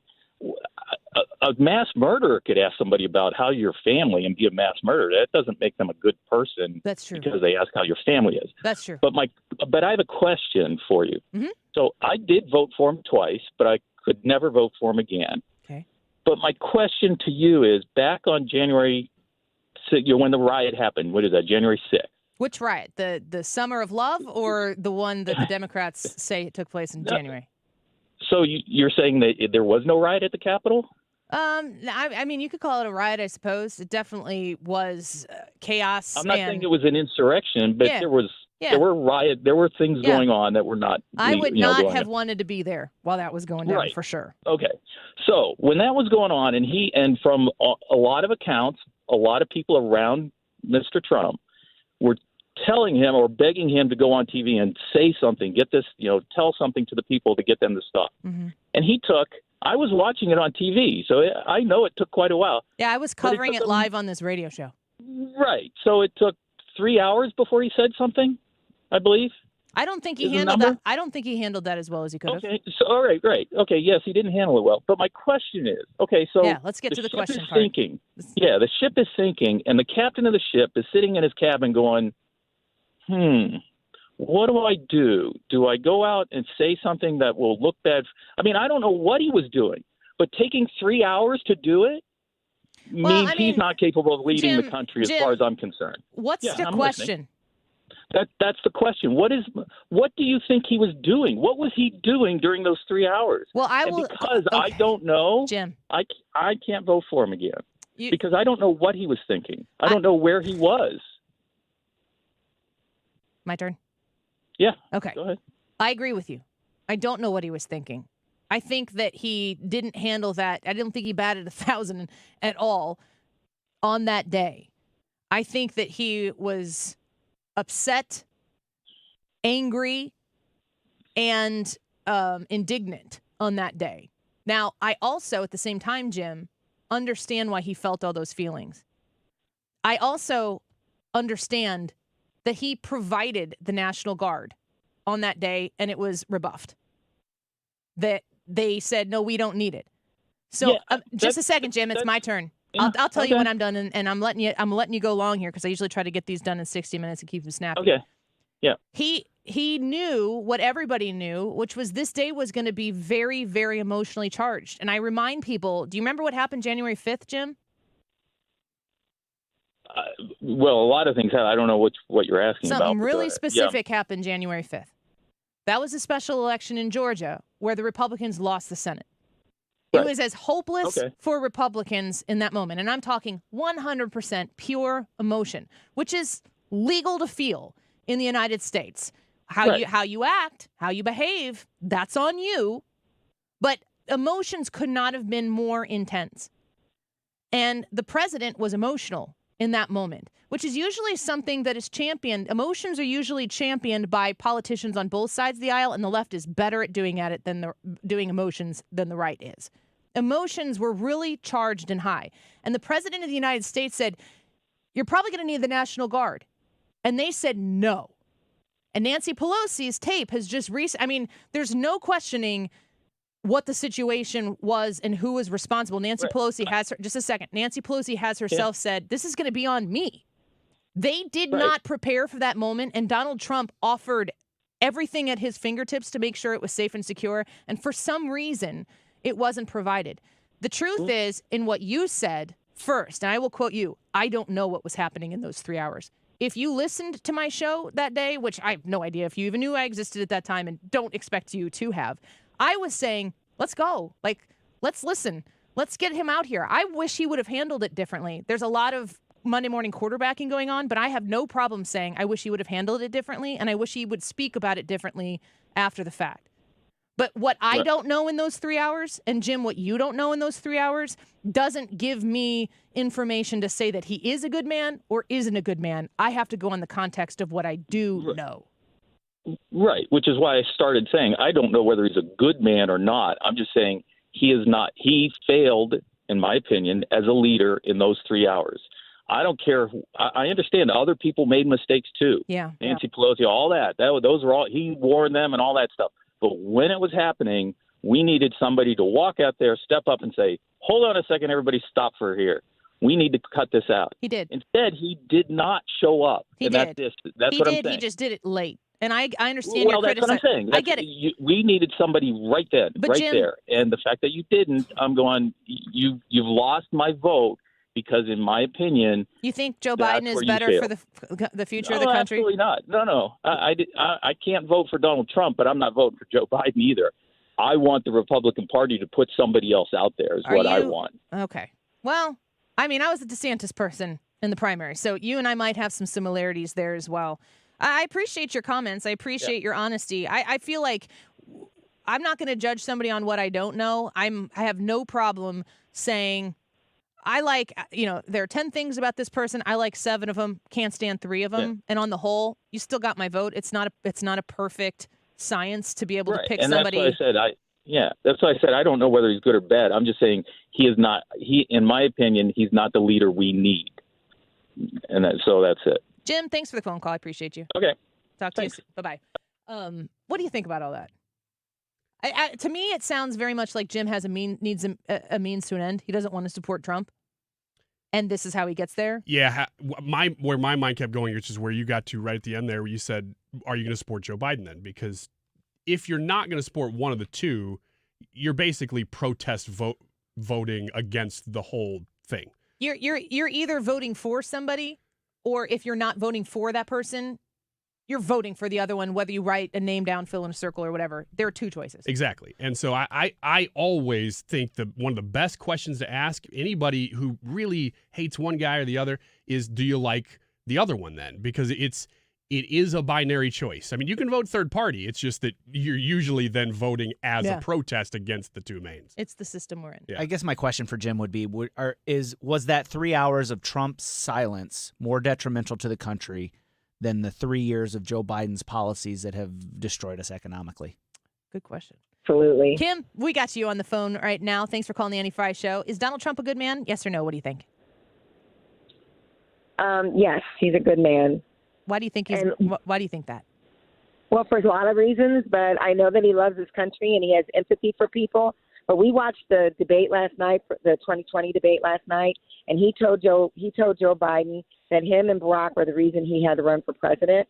And I totally agree with that. And 35 years ago, when Oprah Winfrey asked him if he would ever run for president, he said, "I don't think so, not unless I have to." Yeah. And that proves a lot to me, because he didn't need to run for president. He felt he had to save this country. And I really feel that from the bottom of my heart. Kim, I love that point. Thank you for bringing that up. I don't know if you've ever seen that Oprah interview, but to think that Oprah was just casually dabbling, "Hey, Don, would you like to be the president someday?" Like, this is the world that Donald Trump used to live in. And then he made the cardinal sin of doing what she was suggesting as a Republican. It's an unforgivable sin. Yep. An irredeemable sin to some. Tim, thanks for calling the Annie Fry Show. Is Donald Trump a good man? What do you think? I have to say no, but that's exactly what I want out of our president right now, because he's going to have to do things that wouldn't be considered good, but it's going to cover the United States of America. He's going to take care of the country, and he is going to do some things that might not end up being good. He might have to make decisions that aren't good for a certain group of people. What do you think? Give me an example of what you're talking about. Okay, the border. He's going to have to shut that down. He's going to do things that isn't going to be popular, but it's what's good for the United States. If he's starting to round up people and send them back, well, let's face it, there are people that might be rounded up and kicked out that are here for good reasons instead of for nefarious reasons. They just want to be here and improve their life. Now, they should have come in legally. Let's face it, they were given a chance to come in, so they took it. You know, Tim, when I'm listening to what you're saying here, and when I think about what a good man is, I think a good man is principled, is not, stick the finger in the wind and wait to see which direction it's blowing. And he's been consistent on his border position and 62% of the country says send everybody who's here illegally back. I think that doing the right thing in the midst of pressure actually, potentially, in my mind, makes him even more of a good man. All right. Well, I can go along with that to a certain extent. But, presidents themselves, they have to make decisions that might not be good for a certain group of people. But like you said, they're principled, and they're going to make that decision because it's right for the country. But that doesn't necessarily mean that it's going to be right for a certain group of people, which some people are going to look at as, well, not being good. But, I agree that there are priorities. Everybody has priorities, and the decisions that he are making are mostly along those priorities. Let's face it, he has made mistakes, but also, let's face it, everybody makes mistakes. Amen. There's no president. We haven't had one of those. We haven't had a perfect president yet. I can only think of one perfect person. Let's go back to the beginning of this segment. Tim, thank you for the phone call. I appreciate it. You're welcome. Bye-bye. Ryan Wiggins, you're supposed to have Wiggins America next. Should it be you, or should it be we've got Andrew and Michael on the line? I've already gone long in this segment. Annie, I think the people need to speak. Are you the people? Yeah. No. No, I think that this is a very good question because it is subjective, but it means a lot. So I think the people who are sharing their thoughts on this, they share a lot of the way they're representing a whole lot of other people when they say their opinions here. So, well, we got Andrew and Michael on the line, and Ryan Wiggins is going to cede his time for Wiggins America that first got bumped by Will Scharf. We'll put it in the 2 o'clock hour? Put it in the 3 o'clock hour. Okay. Let Mark Reardon know. Yeah. If you want to join us, we have a hard break coming out of the next segment. We've got to get out at 50 seconds. It's that hard of a break. To the second, folks. You can call us, and we'll try to get as many as we can. Michael and Andrew, you guys are first. 314-241-9797. If you want to join us, like I said, I'll get to what I can. Doing my best here. We'll be right back. The Annie Fry Show is streaming online. Watch us live on YouTube and subscribe. Baby, if you owe me, then all of this will go away. Air Comfort Service, easy to find online at aircomfortservice.com. You reach out to them there and you can see the whole host of services that they have, but nobody really is like, oh, I wonder what Air Comfort Service does. And then you're like just perusing through the different things that they do. You have an air conditioner that's not doing the trick. Maybe your furnace has started to crap out in the winter as well. And you're just like, okay, it's time. I got to start looking into this. One of the things that they can do for you, in addition to replacing your HVAC system, if necessary, is an AeroSeal duct sealing. Now, what this is, I've had it done in my house by Air Comfort Service. Dramatic improvement in the disbursement of cooled air, heated air throughout the course of your house. Because when they push the air through all of that ductwork in your home, if it's leaking out of the seams throughout that ductwork, it's not getting to the second floor of your house. Or maybe the basement is super cool and upstairs is just not really acceptable. Consider an AeroSeal duct sealing with Air Comfort Service and understand quickly how this can really resolve some of the cooling issues you might be experiencing, especially on these hot, hot summer days. You can reach out to them at 314-513-0091, 314-513-0091, or directly online at aircomfortservice.com. While retinitis pigmentosa takes Mark's vision, his family gives him hope, whether at the family business or at home with his wife and sons. He knows he's not fighting alone. For 50 years, the Foundation Fighting Blindness has funded research into treatments and cures for blinding retinal diseases, providing hope to people with vision loss. And for Mark, winning the fight means being there for his family. The Foundation Fighting Blindness. Together, we're winning. Help us end blinding diseases at fightingblindness.org. 1 in 4 Americans have a disability. I'm one of them. I'm also a working mom who cares deeply about making sure every child with a disability thrives by getting their access needs met. We've got a trusted ally by our side.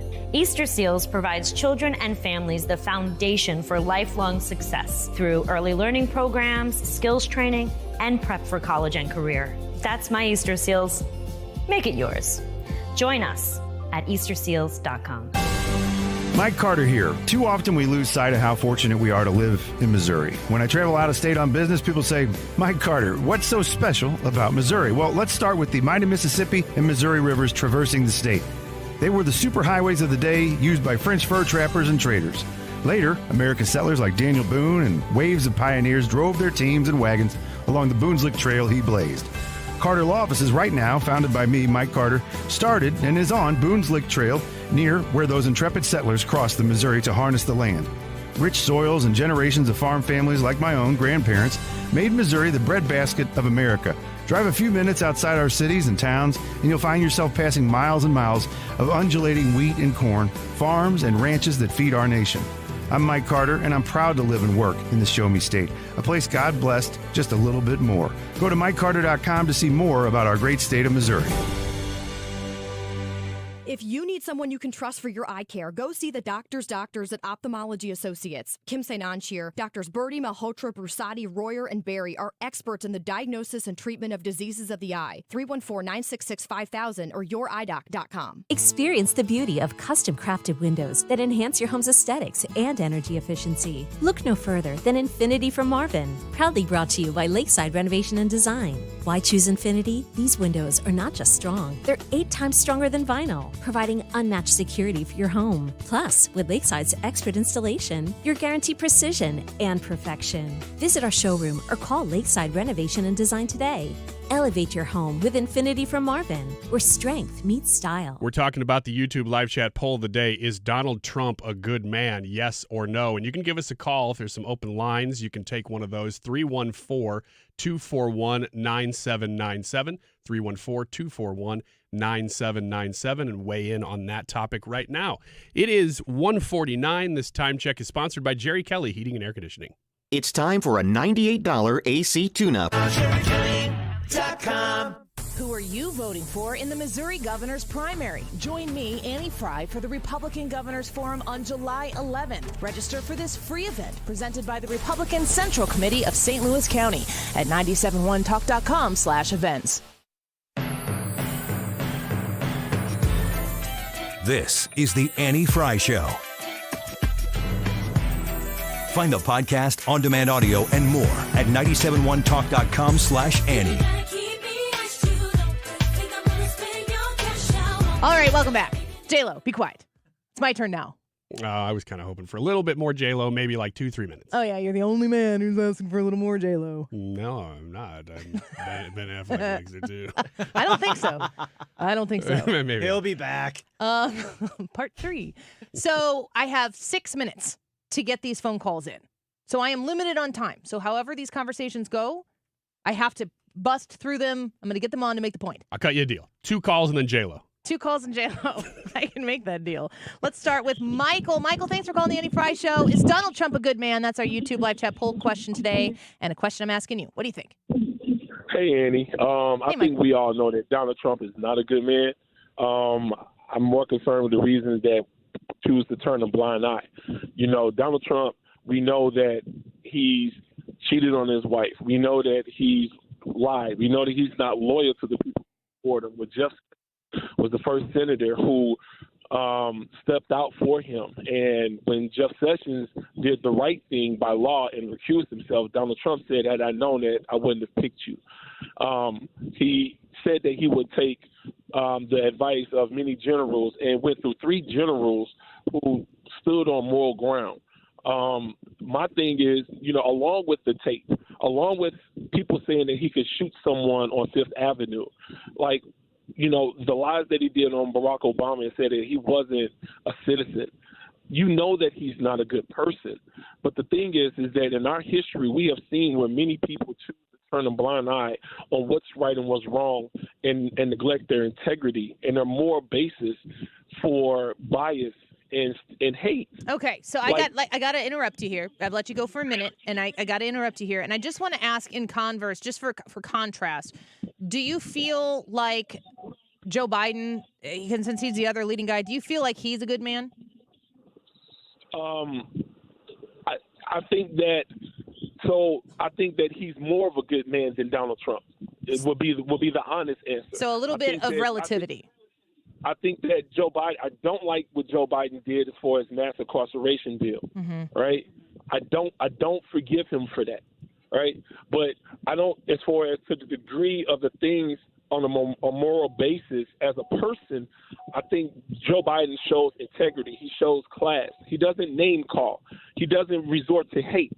He doesn't inflict on people who, as far as retaliation. So, Michael, I gotta interrupt you just because I'm limited on time. I do appreciate your opinion, and I respect your opinion. I feel like Joe Biden specifically calls me names when he talks about like ultra MAGA extremists. I have people who tell me that I don't like Donald Trump enough on the show every day, basically. But when Joe Biden criticizes people who support Donald Trump, he calls people like me extremists. I'm not Catholic, but I'm probably Catholic enough to be considered a domestic terrorist in his eyes. I don't know. I support a lot of the things that he's pointed his Department of Homeland Security towards scoping out. But hello? Yeah, you're still here. Yeah, but I'm not gonna hang up on you. The thing is that Joe Biden didn't call you an extremist. There are extremists who support Donald Trump. The extremists were the ones who had the pipe bombs at the Capitol. The extremists were the ones how do you know that they supported Donald Trump? Nobody ever looked into who those people were. No. They were because they were caught, arrested, and testified. They sprayed bear mace on police after they spent years saying that they backed the blue. Hey, Michael. Michael, Yeah. I got people waiting on the line, and I got to get to them. But I think you've called before, and I like it when you call, which is why I took your phone call first. I So appreciate you. let's keep the conversation going, okay, Michael? Always. All right. Talk to you soon. Bye-bye.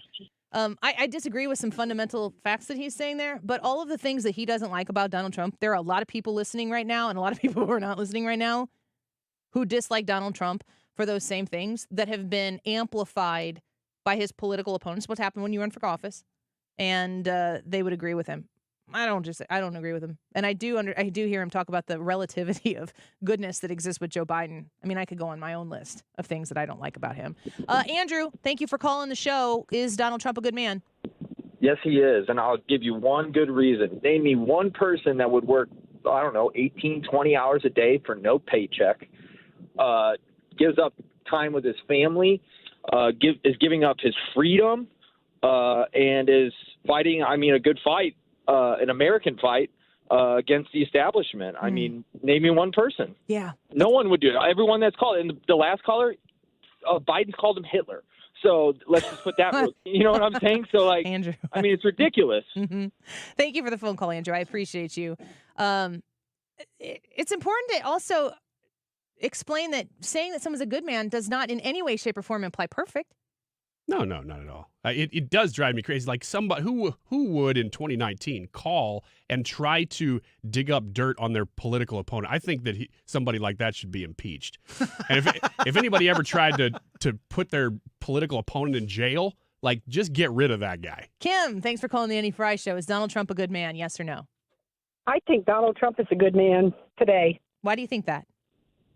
Well, we all have made mistakes or know people who have made mistakes in our past. And some of the things we've done and that he's done, we're not real proud of. If we had the opportunity to do them over, we probably would. Or we would change what we did, or we wouldn't do them at all.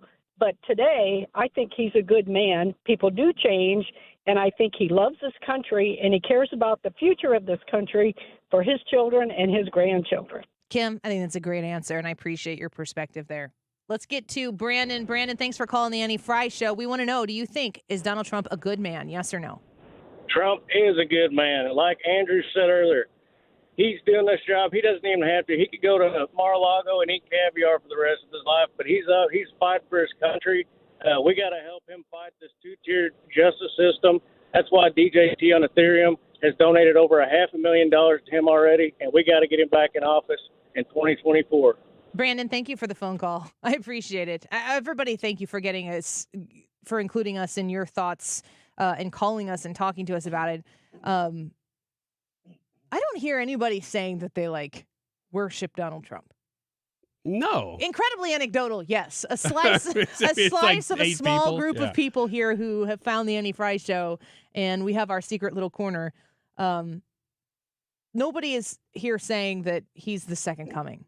No. And I will say just about Brandon who called, I hope he had a really good 2022 with Let's Go Brandon. I really do. He's like, everybody loves me. Everywhere I go, people are cheering for me. And it's all political. He's got to be loving. That was probably a pretty good year. I hope it was. Katie Jin on YouTube says, I just want him to save the country with his narcissistic competitive ego. I don't need him as a spiritual or moral guide. Show the world how to run a great country with the most upstanding citizens. All right. That too, Katie. That too. Wiggins America at some point in the 2 o'clock hour, unless we come up with something better. And then wait, because Mark Reardon is going to get a rude awakening. No idea what's hitting him. We'll be right back. Don't go away. There's a sign I keep in my office that reads, "Remember where you came from." Well, Mike Carter here of Carter Law Offices. We all remember where we grew up, the schools we attended, and the streets we played on, and the friends we made.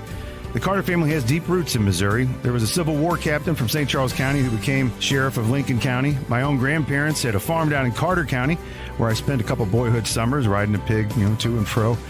For myself, Mike Carter, I was raised in North County, and before you ask, I went to Hazelwood West High School. Growing up, my parents taught me that if I studied and worked hard, good things were sure to follow. And like many of you, I went to Mizzou, working my way through college, bussing tables, driving for UPS. Then I graduated law school, founded Carter Law Offices, and serve now as a municipal judge and general counsel of the largest employer in St. Charles County. But I never forget North County, where I came from, and the people and places that we all remember that make us who we are. Go to MikeCarter.com and check out some interviews from some other people across the great state of Missouri. The Retirement Advisory Group, you find them online at retirementkey.com. Have you called them yet? You are very close to retirement, aren't you? You are thinking of not having to wake up to an alarm. You are prepared to take those trips and travel to the places, to visit the family, to see new sights. You've got all of that laid out in your brain. But you just need to make sure that you're comfortable with pulling the trigger on actually retiring. This is where the Retirement Advisory Group comes in. Now, you can start online at retirementkey.com, or you can call them at 314-993-9494. But if you are in your late 50s, in your 60s, maybe even all the way to your 70s and you haven't retired yet, the Retirement Advisory Group can give you the confidence you need to start that pursuit of that worry-free retirement. All of those dreams that you've been planning as you've been saving and sacrificing for the years you've been spending working, they're within reach. 314-993-9494. 314-993-9494. RetirementKey.com. KFTK FM Florissant. From the Under Law Injury Lawyers, GetJim.com studio. That's GetJim.com. 97.1 FM Talk. Always live on the free Odyssey app.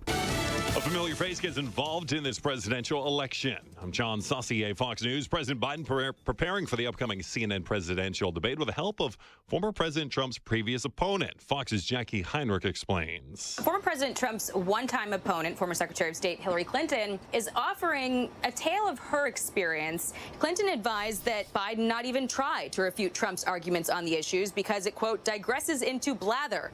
And it looks like the campaign might be taking that into account with a new ad they put out, rebutting Trump's attacks on Biden's economy by circling back to Trump's personal grievances. But the polls consistently show that voters disapprove of Biden's handling of the economy, and it doesn't look like the White House either has come up with an original counterpoint yet. They keep saying that despite how people feel, things are going well. Well, Hillary Clinton has, of course, debated both President Biden and former President Trump. Let's talk about Hunter Biden. He's no longer allowed to practice law in the nation's capital. Fox's Ryan Schmelz is there in Washington, D.C. with more. The D.C. Court of Appeals ruling comes after Hunter Biden was convicted earlier this month of 3 federal gun charges in his home state of Delaware.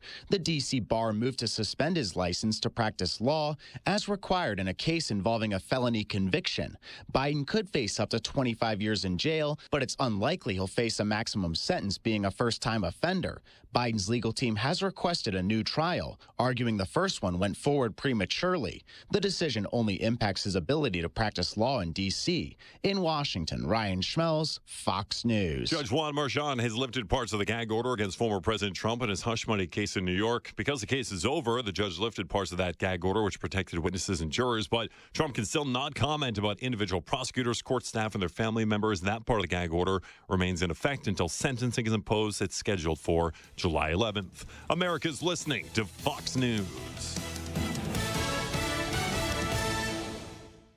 The Angie's List you know and trust is now Angie, and we're so much more than just a list. We still connect you with top local pros and show you ratings and reviews, but now we also let you compare upfront prices on hundreds of projects and book a service instantly. We can even handle the rest of your project from start to finish. So remember, Angie's List is now Angie, and we're here to get your job done right. Get started at Angie.com. That's ANGI, or download the app today. Wesley Financial Group is not a law firm. An important message about your timeshare from Chuck McDowell, founder of Wesley Financial Group. If you receive an unsolicited phone call or mail piece to discuss selling, renting, or especially canceling your timeshare, don't fall for it. Contact your timeshare resort or Wesley Financial Group for assistance, and I'll send you our timeshare exit information kit free with the straight facts about timeshare cancellation. Call 800-653-1188. 800-653-1188. Air Comfort Service, heating, cooling, and insulation. Weather. Chief Meteorologist Dave Murray. Partly sunny, hot, and very humid. Just a tiny chance of a pop thunderstorm. 100 for the high. Tonight, scattered showers and thunderstorms after midnight. Scattered the key word, but there is a cool front coming in. 75 and very humid. Wednesday, an early morning scattered thunderstorm, otherwise partly sunny. Getting better, 89 on Wednesday and 88 and sunny on Thursday. This is 97.1 FM Talk. Chief Meteorologist Dave Murray. Make Andrea's steak sauce part of your evening tradition. Right now, it is so awesome at about 7 o'clock. Hey, I know it's 100 degrees right now, but at about 7 o'clock every evening, I've just been going outside, smelling the grill. I mean, it's awesome walking outside and knowing so many other people in your neighborhood are doing the same thing as you are, because that is the time to do it. Get a bottle of Andrea's steak sauce and make it part of your evening tradition this summer. It's really the perfect time to do it. They also have barbecue sauce now, and they've had salad dressing for a while. All of those things very, very unique to Andrea's, to the, I guess I'll call them the chefs at Andrea's that create these fantastic ingredient labels that you can't find anywhere else. And the one cool thing that I've gotten to see the steak sauce building, not everybody gets to see that, I guess, but grew up on Andrea's, grew up knowing the Andrea's family, and I know that the process of making Andrea's sauce is something that they are very, very guarded about. So you can't always go in the building, but I can tell you it's made right there in Fairview Heights, right on the site of the restaurant. So if you've never been to the restaurant, I highly suggest you do that. But definitely make Andrea's steak sauce and their barbecue sauce and their salad dressing part of your summer tradition. You can do that at area grocery stores or at andreas.com. Hey guys, Glover here with my very, very good friend, Dr. Kathy Maupin at BioBalanceHealth.com.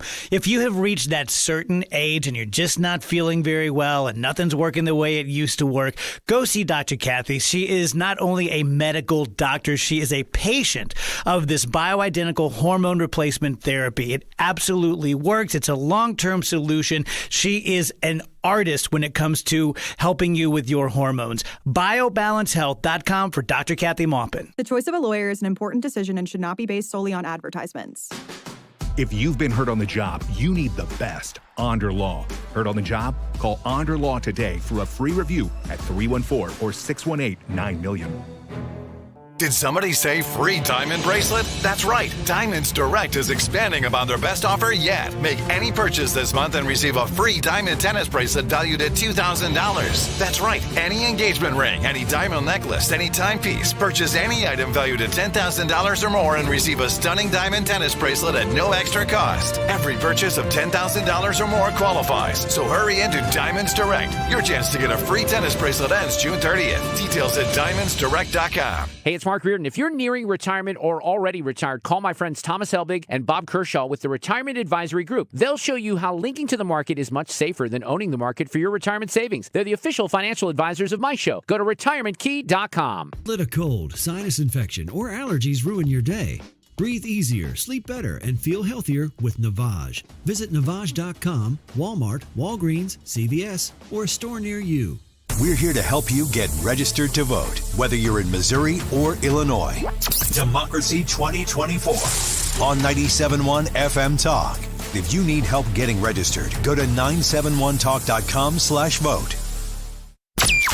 That is exactly what I needed to hear. Thank God someone here knows what you're talking about. That's us. That's right. Gotta love this American ride. All right, you need to take the time and get the full picture.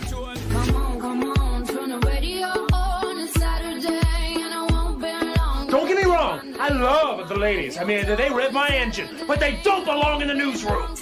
It is Anchor Man, not Anchor Lady. What do you want from me? I'm not America's sweetheart. Goodness sake, kid. Keep your voice down. Your father's listening to the radio. I'm not America's sweetheart. This is the Annie Fry Show. How many people are listening right now to 97.1 FM Talk outside? 100,000, maybe 200,000. Shoot, maybe I overshot a little bit. I don't know. Do you alter? It's 100 degrees outside right now, according to AccuWeather. I'll have to check with Dave Murray and find out what the official temperature is.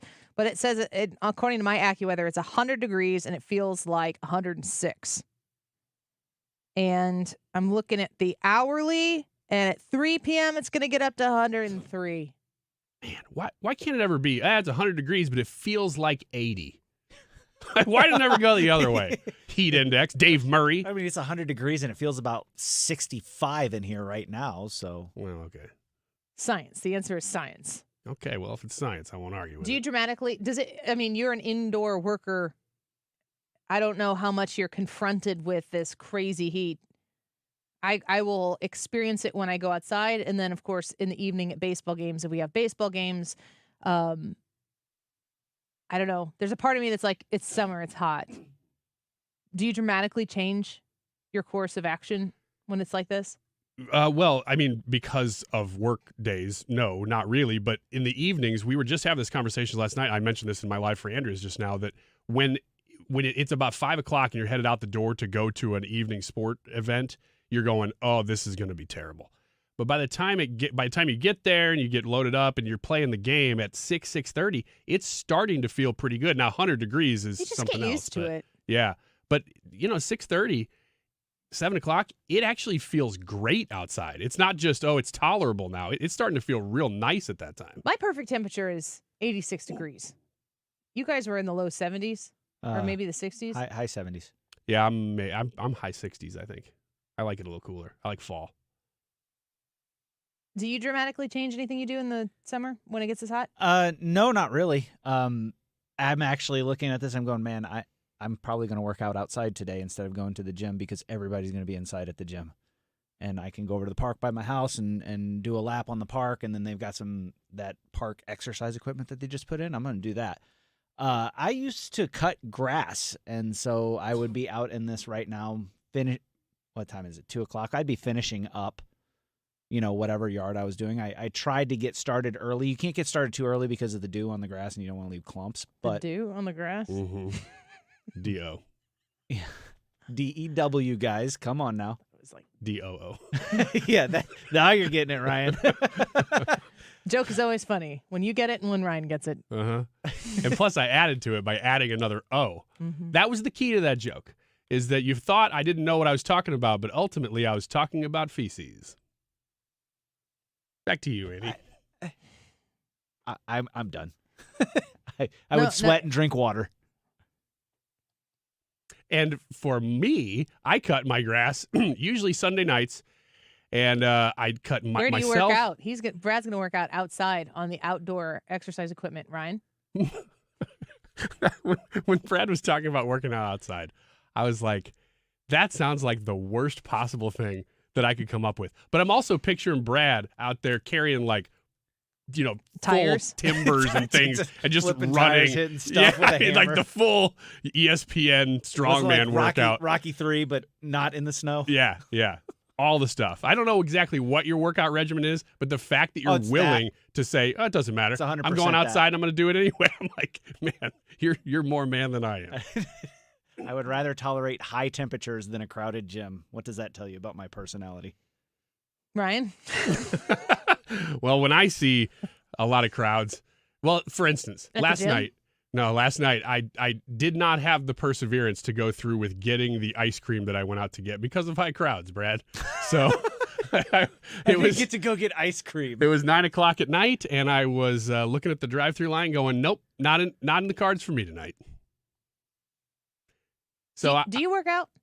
I do mostly cardio. I don't do weightlifting. What kind of cardio? Walking on the treadmill. It's the most boring way to do it. Do you enjoy it, or do you just commit to it and that's how it gets done? I just do it because I know I need to. I hadn't been doing it for a while, but I'm back into it now. Do you walk or do you run? I try to get to a jog by the end. I kind of ramp up throughout the whole thing. I'm getting to where I'm like, am I walking fast or am I jogging right now? Is it like a jog, or is it that thing that people do in the crosswalk that isn't really jogging, but they act like they're trying to go faster? Yeah, it's kind of that. It's that whatever that thing is. What's the setting on the treadmill? Probably 3-4 is what I get up to. That's your high speed. Yeah, it is. Oh no, that's like it's like a fast for everybody. walk. It really depends on how long your legs are as to whether you're walking or running. Yeah, and I've got those super long legs. Where do you put them? In the pants. You? Whose pants? Mine. I said in my pants. I don't have particular in my legs. pants. Put them in the pants. That's why you're so good at interviewing. Are you fast? Are you as good once as you ever was? Were you there, fast? There was a time that I could run a mile in under 7 minutes. So that's pretty good. But that's more endurance. That's not really speed. I mean, No. it's endurance for sure, and that's a very good mile. But were you ever fast? Were you like winning all the races? No. I was never really into track or Have you anything. challenged anybody lately? I went out to a high school track meet, and they wouldn't even let me compete. So I don't know, Annie. Was it one of those girl track It was meets? biased, and I said, I'm 16 and a girl. Yeah. And they said, no, you're not. And I said, who are you to judge? No, they're probably like, yeah, we believe you, but you're not registered. And then the police came out, and then I called the woke police, and they came out. Were you fast? I was never really fast. I'm kind of flat-footed. I'm athletic, but I've never had a lot of speed. So I would say I was like strong, buff, ruddy, handsome. Doesn't that mean red? But not fast. Not slow either, though. It's the way they described David in the Bible. So I The thought one who killed the giant? the one who killed the giant, but before that, he was killing mountain lions and stuff. He was protecting the sheep. And I think there's a lot we could learn from that. Ready. Used as a euphemism for bloody. For what? Bloody. Bloody? Really? Well, That's the British second definition. oh, see? Come back to the States here. It says, of a person's face having a healthy red color. You feel better about that? I don't know. I would say I've never heard that word. Because I made the claim, so I'll back it up. Yes, please. When people call me ruddy, my assumption is that they're telling me I have high blood pressure. Who's ever told you that you're ruddy? Nobody has ever said that to you. Maybe in the British context. I told you. I said it. I'm backing it up. This now. is literally the first time I've heard somebody use that word outside of the context of the story of David in the Bible. Jack said, no way Ryan is athletic. Give us some bona fides here. Oh, check it out, Jack. No. You see that? No. That was me draining a 3. Check it out, Jack. Yeah. Take that, Jack. What's your last name? Squat? Because that's what you got on the scoreboard? Jack, he's hassling you. Why would you define yourself as athletic? I just played a lot of sports. What did you play? Soccer, chess, hockey, golf, gymnastics, basketball. I never played football. That might be it. Yeah, that's it. Brad, were you ever fast? No. I was chonky. It's like the word of the week. I was quick. If I couldn't get you in 3 steps, I couldn't get you. I was never fast. I had endurance in the capacity of like being able to play 4 quarters of basketball. Very quick. Cat-like reflexes. Never fast. I wish I were fast. I'm a little envious. I've always been very strong and use that to my athletic advantage, but never fast. So if I threw a stapler at you during a segment, you'd catch it right away, but then you wouldn't be able to catch me running out the door. No, I just hit you with it on the way out the door. I've got good aim.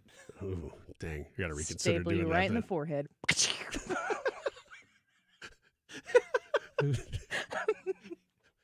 And I'd be like, ow, that was uncalled for. And then I'd only tell What that is- part of the story to the HR. A serious question. And I know that I'm saying to you, I'm asking this as a serious question because I'm going to answer this myself too. I can and see it Brad on your as well. face. This Yes. is a serious question.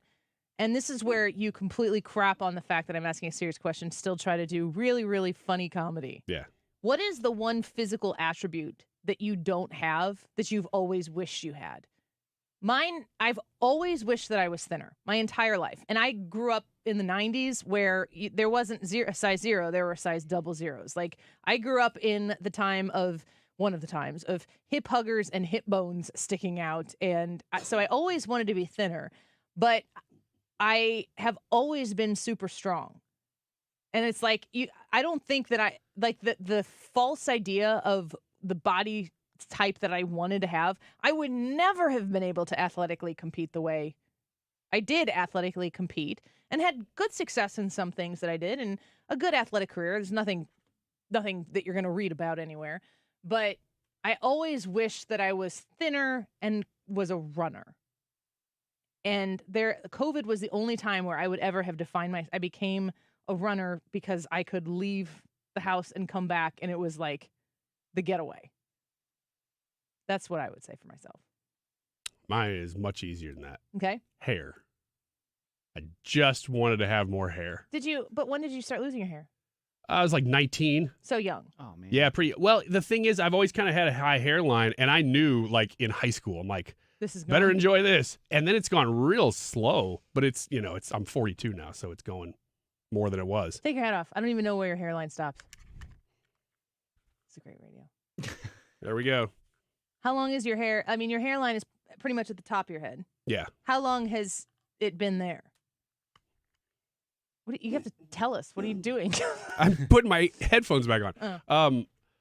How long has it been here? I don't know. There's pictures of me in high school where, I mean, it's fuller, but my hairline's not a lot different. Do you ever do the show without a hat on? Not much anymore. I used to.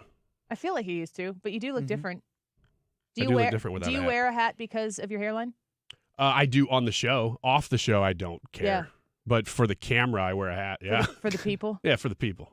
Yeah. I have this I bet image. you they don't care. I think that I've created an image of myself that is very high. Actually, as you know, I think I've created an image for yourself. Yeah, well, your job is to knock that image down pretty much every day. And my job is to build it back up. When people meet you, are they surprised to meet you and that you are who you are versus what we together have created on this show? I think most people I talk to, if I know them, then they know me. But if they approach and they just know me from the show or from the radio at all, they get that we're doing bits half the time. So I think that they know. They're amused. Actually, somebody just Sunday approached me and said, "Man, I love it when you sneak in those sarcastic comments to Annie." Like which ones? I don't know. But probably the ones that I hit that you don't even like, you just gloss right through. I think those are some of my favorites too. Try to keep me on my toes. But I think most people understand that. I mean, the arrogant thing to me is like one of the funniest things you can be, because society just takes it. You can't do that. You can't be arrogant in modern society. And so to me, that's a great source of comedy. It's just constantly talking about how great you are. Nobody's more humble than you. Exactly. Yeah. I mean, I would be at the top of the heap when it comes to humility. I'm going to put my hat back on so I can get my confidence back. There we go. Unnecessary. Oh, he's got it on backwards now. Now we're ready to rumble. What's the part of you that like you just wish like this? What I'm talking about is it's like the thing that you don't have. You didn't have it. God said you don't need it. I'm going to give you some other things, but you always kind of wanted it. Yeah. I would have to say a 6-pack. Yeah? Yeah, I think that would have been cool. Root beer? No. He doesn't drink. I'd like to be able to see my abs. Washboard abs? Yeah, and not see an ab. But the more I look into like, what does this take to do and all this other stuff. I don't want it that bad. Yeah, I don't want to put, because then it doesn't sound like the rest of your life is happy if your whole life is around something that ultimately ends up being just a vain thing. And I wish that I was fast, like I could sprint. I did lose a bunch of weight, and I did get faster, no doubt. And I did get rid of my big gut, but I still have gut. I still have leftover skin from that. And but I will say this. When I got faster, I never could beat my sister or brother in a race. And then one time we were out at a Christmas tree farm or whatever, and my sister's like, I still think I could beat you. And I was like, all right, let's have a race. And we raced, and I beat her. How old were you? Let's see, 29. Oh, man. You're not quite in pulling a hamstring territory. Nope. And then we did it again one other time, and I beat her again. And Yeah? then after that, she had resigned herself to the fact that I was now faster than her. And then I beat my brother in a race. Yeah? So I had that. That was the moment. And that was it. The old Christmas tradition. Never fast. Ranges. Christmas tree farm. Yeah. All Let's go out right. to the Christmas tree farm and race. Okay. Come to the Annie Fry YouTube channel and tell Ryan how good he looks with his hat on or off. Should the hat be on or off? On, and they should tell me how good it looks without it. That's what they should do. So that's what I'm looking for. If you Gonna go fishing if here. you could snap your finger and have a full head of gorgeous hair tomorrow. Mm-hmm.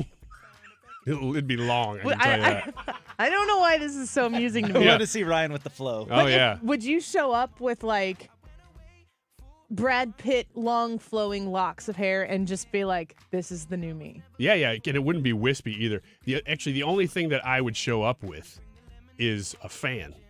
So it could blow. The whole show. Like the Beyonce treatment? Yeah, but it'd be a quiet fan because we're on the radio, but it would be blowing on me the whole time, and I would just be just kind of moving with the wind.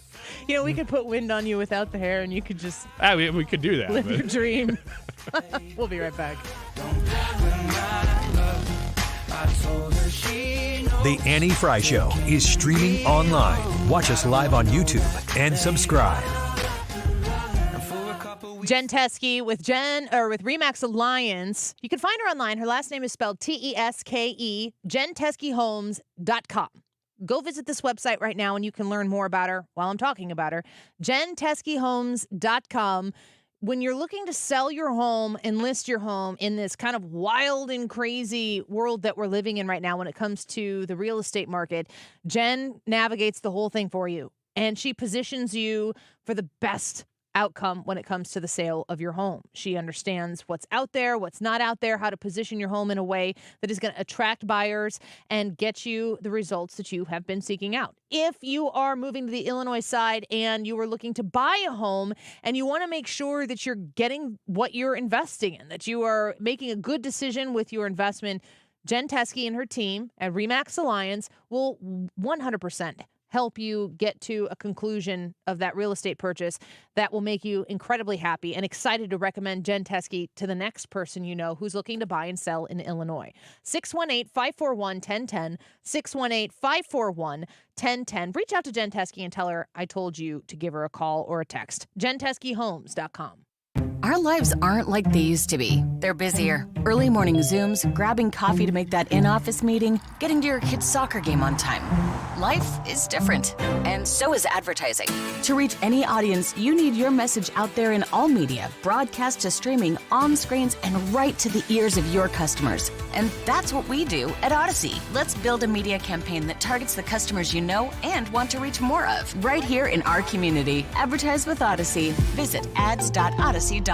This is a special alert to all Americans who own a vehicle with less than 200,000 miles with an auto warranty about to expire or with no warranty coverage at all. Due to a decline in the economy, CarShield is announcing a low-cost month-to-month vehicle protection plan that is now available to the public to save any driver out-of-pocket expenses on future auto repairs. Call now to find out how you can pay almost nothing for covered auto repairs. Yes, you heard that correctly. Pay almost nothing for covered auto repairs. An open phone line has been established for all drivers to call for a free quick quote. Call 800-652-5241 now. Drivers who are covered will not have to pay for covered repairs again. This protection plan is at an all-time low. Additionally, drivers who activate this vehicle protection today will also receive free roadside assistance, free towing, and car rental options at no additional cost. Call us for your free quick quote today. 800-652-5241. That's 800-652-5241. What do you have to lose? Call 800-652-5241. Again, 800-652-5241. Are you the decision maker in your company? Consider this. For the first time in decades, there's a better option for a corporate card and spend management platform.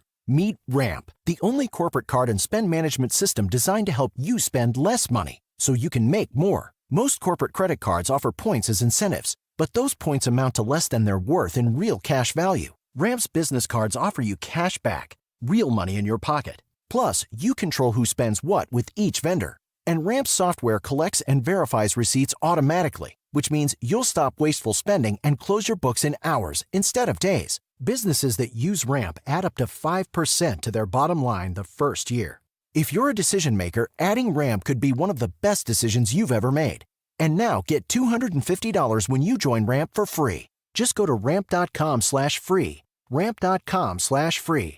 RAMP.com/free. Cards issued by Sutton Bank and Celtic Bank, members of FDIC. Terms and conditions apply. Are you ready to smell better naked? I'm Dr. Shannon Klingman, the OBGYN creator of Lumi, the whole body deodorant that's clinically proven to control odor for 72 hours on pits, feet, privates, and beyond. It's pH optimized to safely and effectively control odor anywhere you have it, but wish you didn't. Plus, it's proven to work better than a shower with soap alone. Whether you shower twice a day or 3 times a week, Lumi works better. And who doesn't want zero body odor? With over 200,000 5-star reviews, I'm so sure you're going to love it, or you can return it for free. There's a special offer for listeners. Use code 500 and get 15% off your first purchase with code 500, like the Lumi Starter Pack, Acidified Body Wash, or new Lumi Plus Sweat Control. That's LUMEdeodorant.com, code 500 for 15% off your first purchase. Love it or return it for free. That's LUMEdeodorant.com, code 500 to save 15% today. Mortgage rates have finally dropped. That's right. Golden Oak has 5.375% fixed rates available right now. Our average cash-out customer saves over $1,000 a month. Call today and take advantage of our 5.375 fixed rate. Call 314-567-GOLD. That's 314-567-GOLD. Golden Oak Lending cured my blues. 5.934 APR. FHA 15-year 20% equity qualified credit. Additional terms apply. NMLS 114937.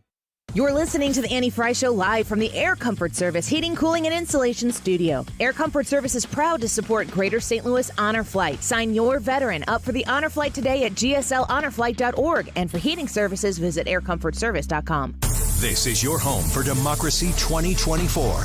And St. Louis's home for conservative talk can stream on your phone through the Odyssey app. Democracy 2024. Tell your smart speaker to play it.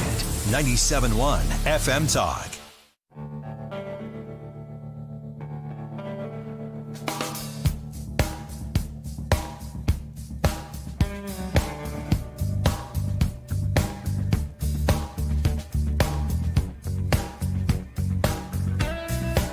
This is the Annie Fry Show.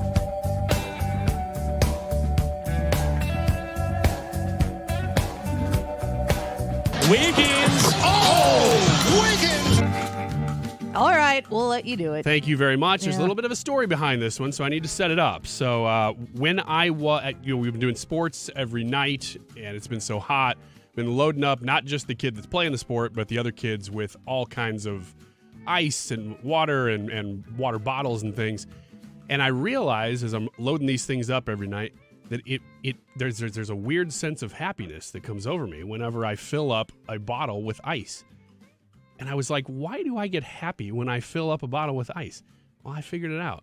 It's because I view an ice maker as a luxury that I have achieved in my adulthood that I did not have as a child. You really thought all of this out? I did. I really did.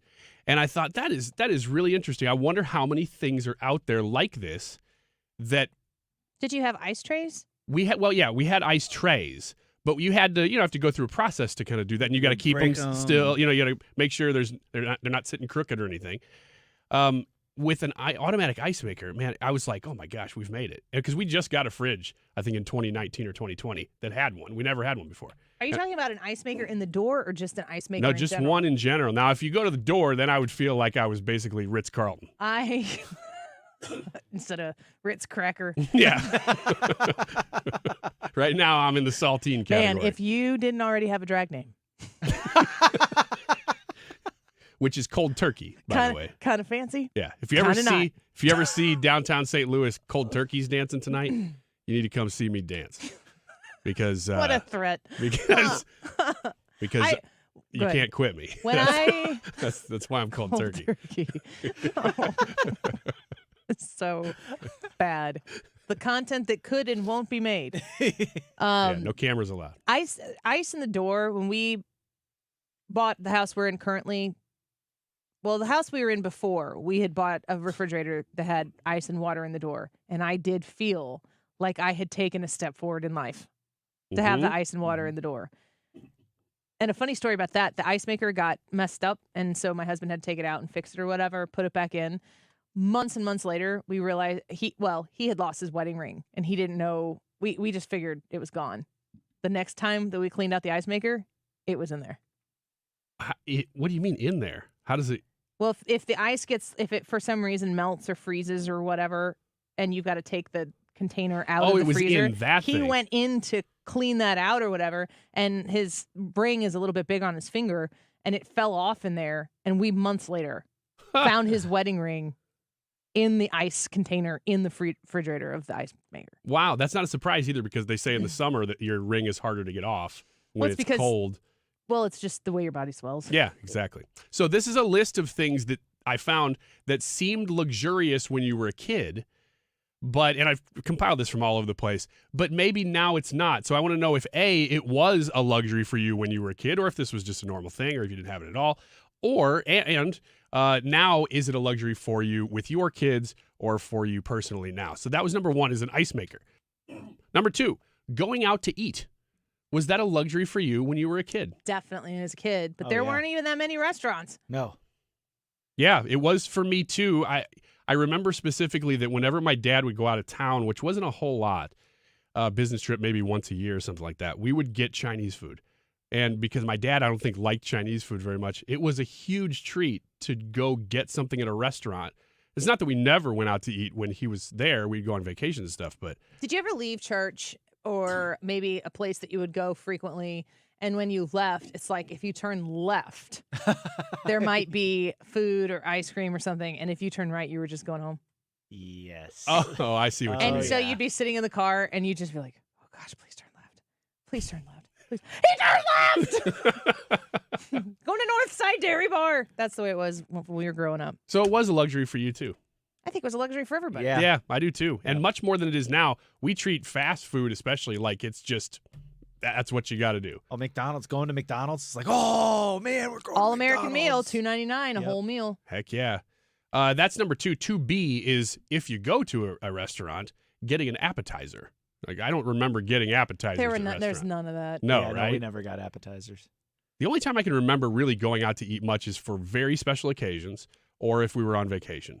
And I don't remember. Probably we did get appetizers. I just don't remember. Yeah. That seems like a thing that I don't do when I take my kids out. I'll go one step further, and I don't even, this might be absolutely ridiculous to say, but I feel like appetizers didn't used to be a thing on a menu. Is that possible? It is, or at least like you could get a salad It's and more bread, promoted now. But like the idea of like of having a meal before your meal is a newer money grabby kind of thing, which, people do it. There's nothing wrong with it. But I feel like the small selection in the 80s and the 90s of restaurants that we had, I mean, I was obviously a child when that was going on. So maybe they didn't exist in my mind because we never, ever were like, well, what do we want to start with? That did not happen. You're going to get what you get and not throw a fit, sweetheart. That's the way it was when I was growing up. Number 3, new clothes for back to school time. I'm sure that we got some things. I don't remember ever getting a wardrobe. I was the oldest, so I didn't have hand-me-down clothes, and as I was growing, if I needed new clothes for back to school. But I went to a Catholic school, which meant that I got new navy blue pants and a new powder blue collared shirt or white collared shirt. And then one year they let us wear shorts until I think it was the end of September, and then I would get a pair of shorts or two. Well, I would get a summer wardrobe in April for my birthday, and my grandma usually, that was like her birthday present. She'd take me to TJ Maxx in Fairview Heights. And I mean, this is wild, but we would go to TJ Maxx. She would give me $50 cash, and she would spend $50 on me. And that $50 would probably get me 8 pieces of clothes. Oh, yeah. Maybe more. Yeah. And I never, I didn't realize growing up that, TJ Maxx was a discount store or whatever. But we relied on that for clothing. And it was just my birthday being in spring made that easy to get your summer clothes that way. I think that I don't know. I would say that I got hand-me-downs, but my sister was always a lot smaller than I was. So I don't know if that really worked very well. She's significantly shorter than me and probably 100 pounds lighter than me. She's tiny. The thing I realized after getting married, because I don't have any sisters, is that women's clothes are a lot more expensive than guys' clothes. Yeah, they are. It is harder to dress yourself if you are a woman than if you are a guy. More expensive. Next one. Okay. Hiring a professional to fix something instead of fixing it yourself. It may seem like a luxury, but if you don't know what you're doing, it's smarter. It's economically smarter to just hire a professional. I feel like there are more things now that are more specialized that you need people to come fix more than you did, 30 years ago. But I'm also saying this to Brad, who probably still fixes everything. I still fix everything that I can fix. If I don't know how to do it and there's not a YouTube video on it, then I'll call somebody to do it. But that's because I grew up in a family where my dad had a trucking company, and But you're fixers. yeah, you had to fix it because you couldn't be profitable if you paid a mechanic to come out and fix it every time to do basic Right. maintenance whenever you're an owner operator and stuff like that. So I would go out and help my dad, and that's kind of where I learned how to do that stuff. Number 5, now I have a vivid memory of this as a kid, shopping with my mom in the grocery stores, name brand cereals. I would get Cookie Crisp once in a while, but usually we were getting the cheaper stuff because it went further. Yeah, we always got off-brand. We got Honey Nut Cheerios, and that was it. And it was the brand Honey Nut Cheerios, but we weren't allowed to get like Cinnamon Toast Crunch or anything other than Honey Nut Cheerios because there was too much sugar in those other ones. Here's a weird one. Renting a movie. Was that considered a luxury for you when you were a kid? Pantere's Pizza after a sporting event in Edwardsville with friends and teammates. And there was a video store, which I can't remember what the name of that store was, and it changed multiple times. But it was down in the corner. There's a flea market there now. A cool flea market, I might add. You'd go to Pantere's Pizza. Can we get a movie? Can we get a movie? Can we get a movie? Can we get a movie? And like we would just leave Pantera's and go pick out a movie, come back and tell them what we wanted to get, and then rent a VHS tape or two. That was my Friday night. That's a night, man. In Freeburg, the Pizza Hut and the Mr. Video were the same building connected. So you'd order your pizza, run into town, pick out your movies, one or two, go get your pizza, go home, watch a movie, watch the next movie the next day, and then take them back. Here's what's weird. I think that's actually more of a luxury now, though, because when you do all the streaming, yes, you're paying for those. But if my kids are like, oh, we want to rent the Super Mario Brothers movie, I'm like, whereas if you still had Blockbuster around the corner, we probably do that all the time. Interjecting here, because I've talked about this several times, but we're, as a family, watching 80s and 90s, maybe dipping into the 2000s, but like those classic movies, because we're old enough now to have classics in our past. Yeah. Goonies. That's Sucks. kind of sad. I just watched Signs with them this past weekend. Oh, that's like 2002. Was it 2000? Was it later than that? That's real close. So it's a little bit. It's more current, but still, like I think that's a great movie. Yeah. I really love the movie. I love the storytelling. I love the acting. I love the message. I love the whole thing. But it's an M. Night Shyamalan. It's like one of the OG M. Night Shyamalan movies that really hit. Yep.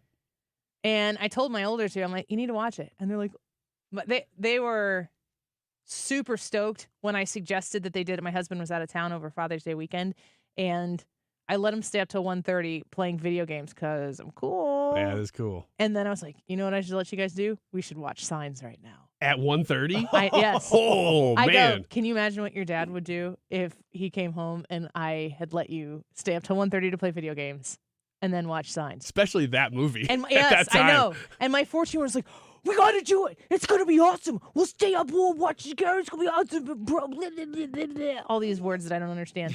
And my oldest daughter was like, no, absolutely not. Like, just very like, Mom, that would be a very bad decision on your part as our parent. And she was right. So what did you do? I really thought about it. And I'm like, we had to go to church the next day. I'm like, you guys got to go to bed. So they went to bed, but then we invited my parents back over. They've been watching some of these movies with us. And we watched it. And they were in distress during a lot of it. You should be. It's a good movie. It's yeah. so scary. It's meant to be a stressful film. I'm actually trying to use intense movies as a truncated way to show them they got to see it through. Oh, okay. So you need to endure. Like, I'm not forcing this upon them. They agree to do it. And I let my son do it. He's 14. He can handle it. Like, you got to be able to watch a scary movie eventually. And that movie is suspenseful, but there's really nothing else in it that's bad at all. And my 11-year-old daughter, she's almost 12. I laid on the floor with her. Some people needed to be on the floor, so I laid on the floor with her. And I said to her ahead of time, I'm like, do you want to know who lives and dies? She's like, yes. So I told her how that, I'm not going to spoil it for you guys. You might go see it. But I told her ahead of time because I'm trying to like show her how to go through this moment, but know that like if in the end you know it's going to be fine, it's just a movie. you need to commit to it. You need to stick through it. So she watched it, and she was glad she did. She didn't have any nightmares afterwards or whatever. But I need more of these movies, and these are like the movies we would have been renting from Blockbuster. That's like the kind of framework we've watched. Let me go through them real quick. Signs, Field of Dreams, Independence Day. We've watched Princess Bride. My son wants to watch Spaceballs so much, but it is not time. That movie is filthy. He's not listening right now, but it's the one he should just watch and not tell me. And if you do, son, I will be on you like you know how it will be. We've watched, what else have we watched? Men in Black is another one. We've watched a bunch of them. You watched Jurassic Park? The Goonies. We've watched all the Jurassic Parks. Like if you think about Marvel movies and that series, the whatever the set, what do you call the good set of them? Oh, the Infinity series? Or Infinity? Sure. Yeah. Okay. There's a set of them that are good, and then they aren't. The Infinity Saga, I think, is what We've watched that one. But there are a lot of good movies that you can watch with your kids that have an appropriate level of humor. It's not all cartoon stuff all the time. It's like a challenge for them. I need all of those suggestions. Do you have any off the top of your head?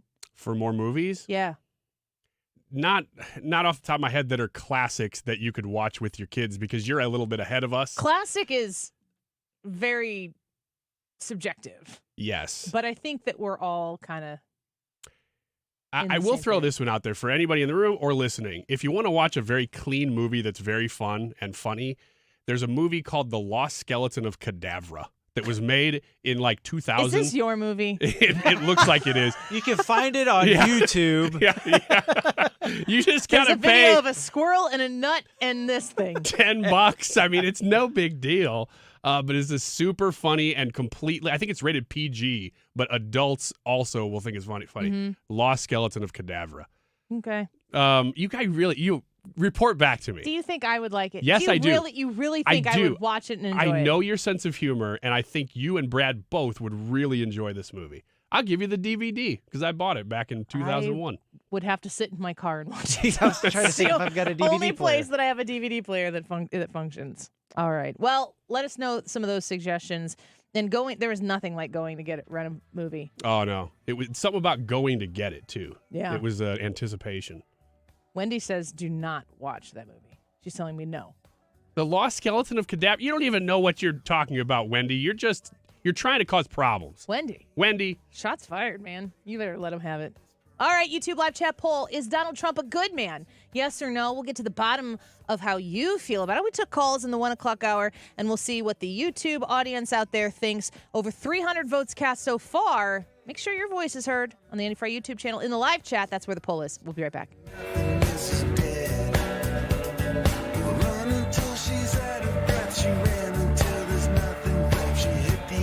This is the Annie Fry Show.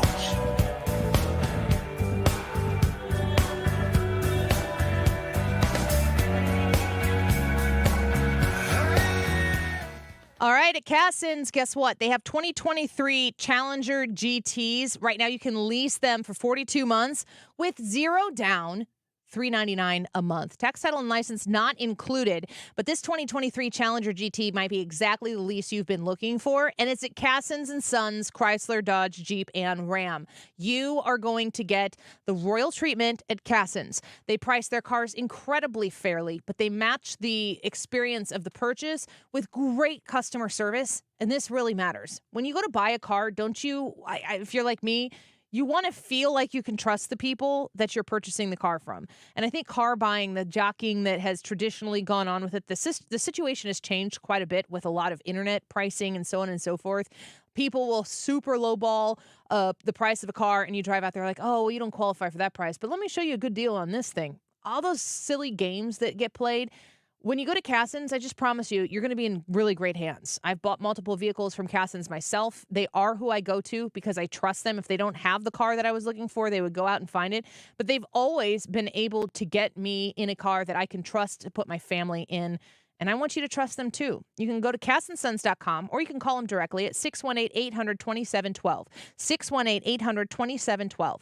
618-800-2712. Online at CassinsSons.com. If you have a problem with the IRS, believe me, it's not going away on its own. The IRS never gives up. They have endless resources, so they control the game. Well, your tax problems can end. I'm attorney Lance Drury with the Drury Law Firm, a local tax resolution firm with an A-plus rating from the Better Business Bureau. I've handled thousands of IRS cases over the last 15 years. So when you hire me, you won't be speaking long distance or sending money to some TV pitchman that's riddled with consumer complaints. Your first visit is completely free and confidential, and I'll tell you on the spot exactly how much it will cost. So call me, Lance Drury, at 314-260-6120. That's 314-260-6120. Or go to Lance, DRURYlaw.com. If you have IRS issues, you need a local attorney, you need me, Lance Drury. The choice of a lawyer is an important decision and should not be based solely upon advertisements. We all hear the radio ads about the IRS. They tell you to be afraid, to be scared, and they try to frighten you into calling.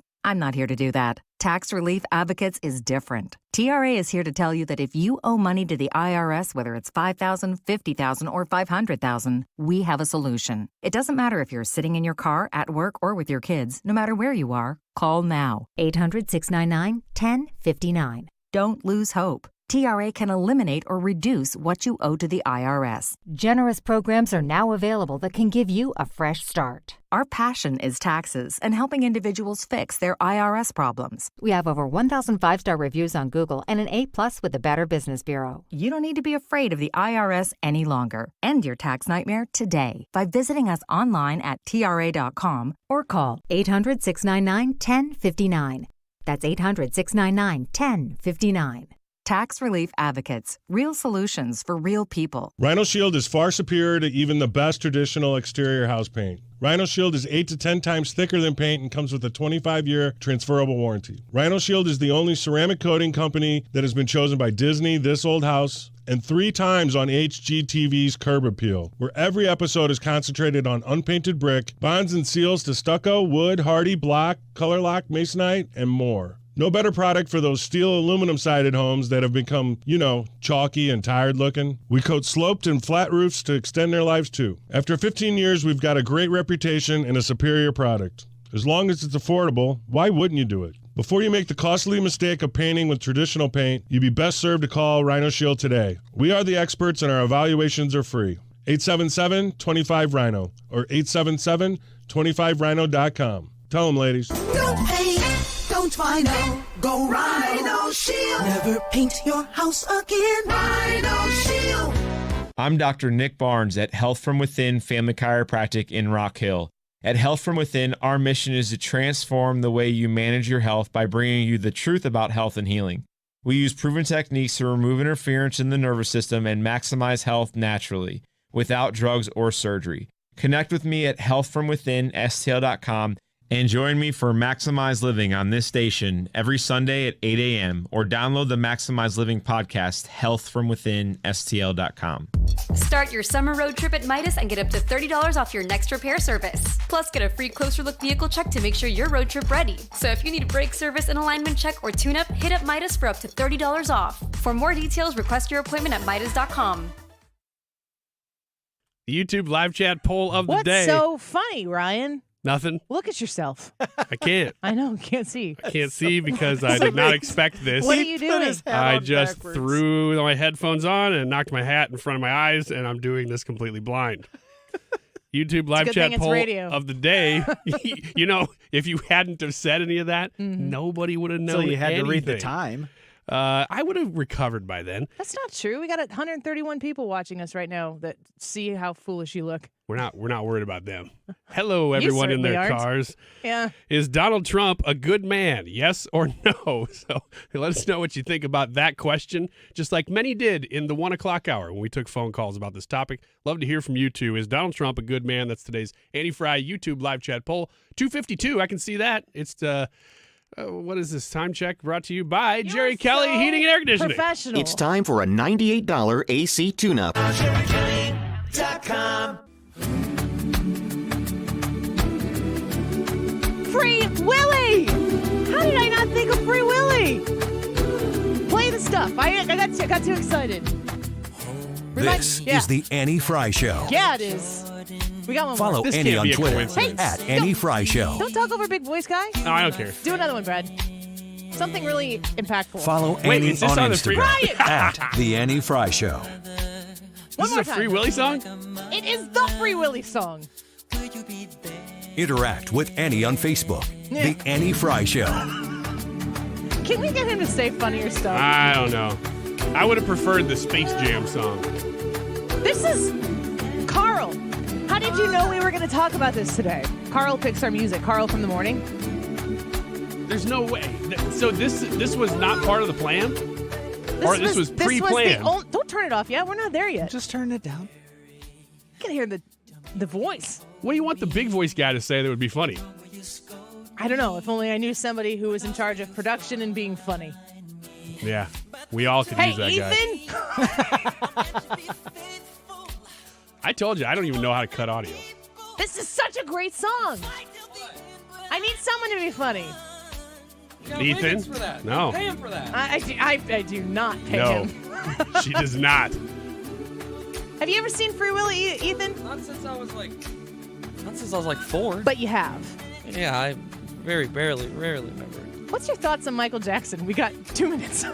What is this segment right now? What What if- are my thoughts on Michael Jackson? This is Michael Jackson. Oh, Is this it? Yeah, I you didn't can't know hear that. it because it's got, yeah.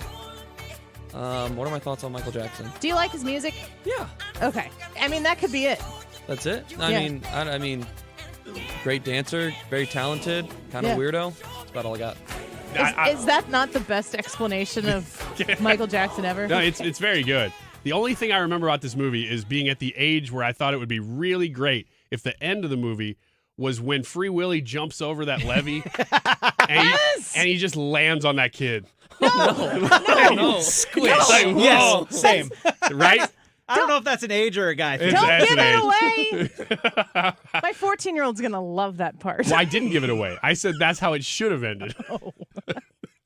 I'm not telling you how it does. I end. think your 14-year-old's going to agree with us. Has that parody ever happened? It should have. I don't know, but I'm here for it when it does. I'll make it. This Friday, we're going to play the SNL George Washington skit. I've only heard about this. Don't watch it beforehand. Okay. Have you seen the Nate Bargatze? I have not. Okay. Don't scoop us on that. Real quick, YouTube live chat poll. Is Donald Trump a good man? Ryan? Secular view, yes. Brad? Yes. Ethan, you have a thought?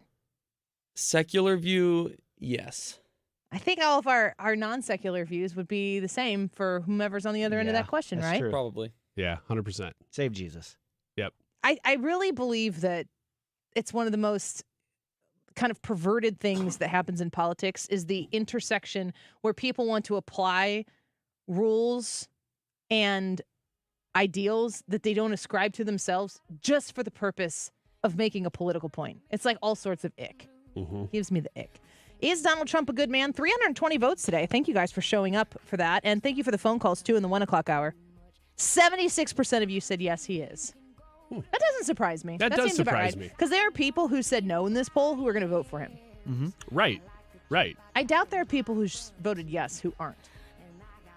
Yeah, I agree. All right, stick around for Mark Reardon. And are you going to stay? Are you going to do his show? Or you got everything out in this one? I don't know. I'll sort of just stick around and see if he notices that I'm He here. asks you to leave. Well, stick around for that. Don't go away. Hi, I'm Bob Kershaw with Retirement Advisory Group. Are you worried about market volatility in this election year? Are you concerned your money won't last you through retirement? Hi, I'm Tammy Kershaw, and as a family-owned business, we are committed to protecting your retirement, whether you're nearing retirement or already retired. We have a lot of folks that aren't aware of all the new investment choices that are available, which give you growth and protection from losses at the same time. Are you aware of all the fees that you are currently paying? We can show you how to avoid those fees. So come in now for your free retirement review and get a second opinion on your retirement plan. And just for coming in, you'll get a copy of our latest edition book, Your Key to a Worry-Free Retirement. Let us show you how to retire with confidence. We are proud to say we haven't lost a penny of our clients' money in 38 years, and we won't lose a penny of yours either. Let our family help your family. Call us now at 314-993-9494 or go online to retirementkey.com. That's retirementkey.com. I want to talk to you about Ruler Foods and how, saving money at Ruler Foods is as simple as shopping at Ruler Foods. There are, of course, a lot of ways that you can save money, put a lot of time and effort into saving a quarter here, saving $1 there. But when you go to Ruler Foods, what you're getting is the name brands that you know and love, and also access to Kroger brands at Ruler Foods prices. My family loves shopping at Ruler Foods. I walk my kids through when I shop there and show them the prices so that they can understand the value of what we're putting in our cart. But I'm always appreciative at the end of that shopping experience that I can afford to put more in my cart for my family. And Ruler Foods is what provides me the opportunity to do that. The Ruler Foods that's closest to you is easy to find when you visit rulerfoods.com. You can put the zip code in there and discover the one that is closest and most conveniently located to you. But you can also now schedule delivery with Ruler Foods by visiting them on their website. Have those everyday low prices delivered directly to your door. Start the process at rulerfoods.com.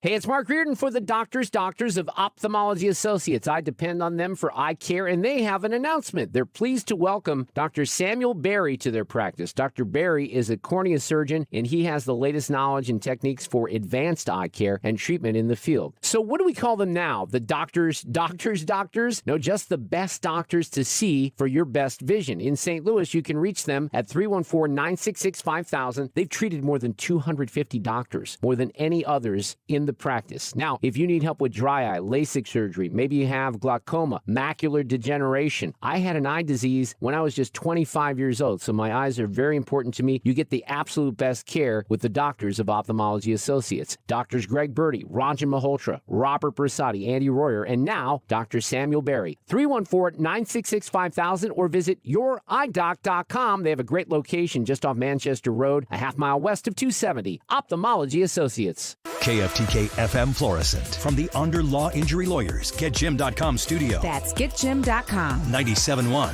FM Talk. Always live on the free Odyssey app. Very different debate prep. I'm Tom Graham, Fox News. President Biden remains hunkered down as Thursday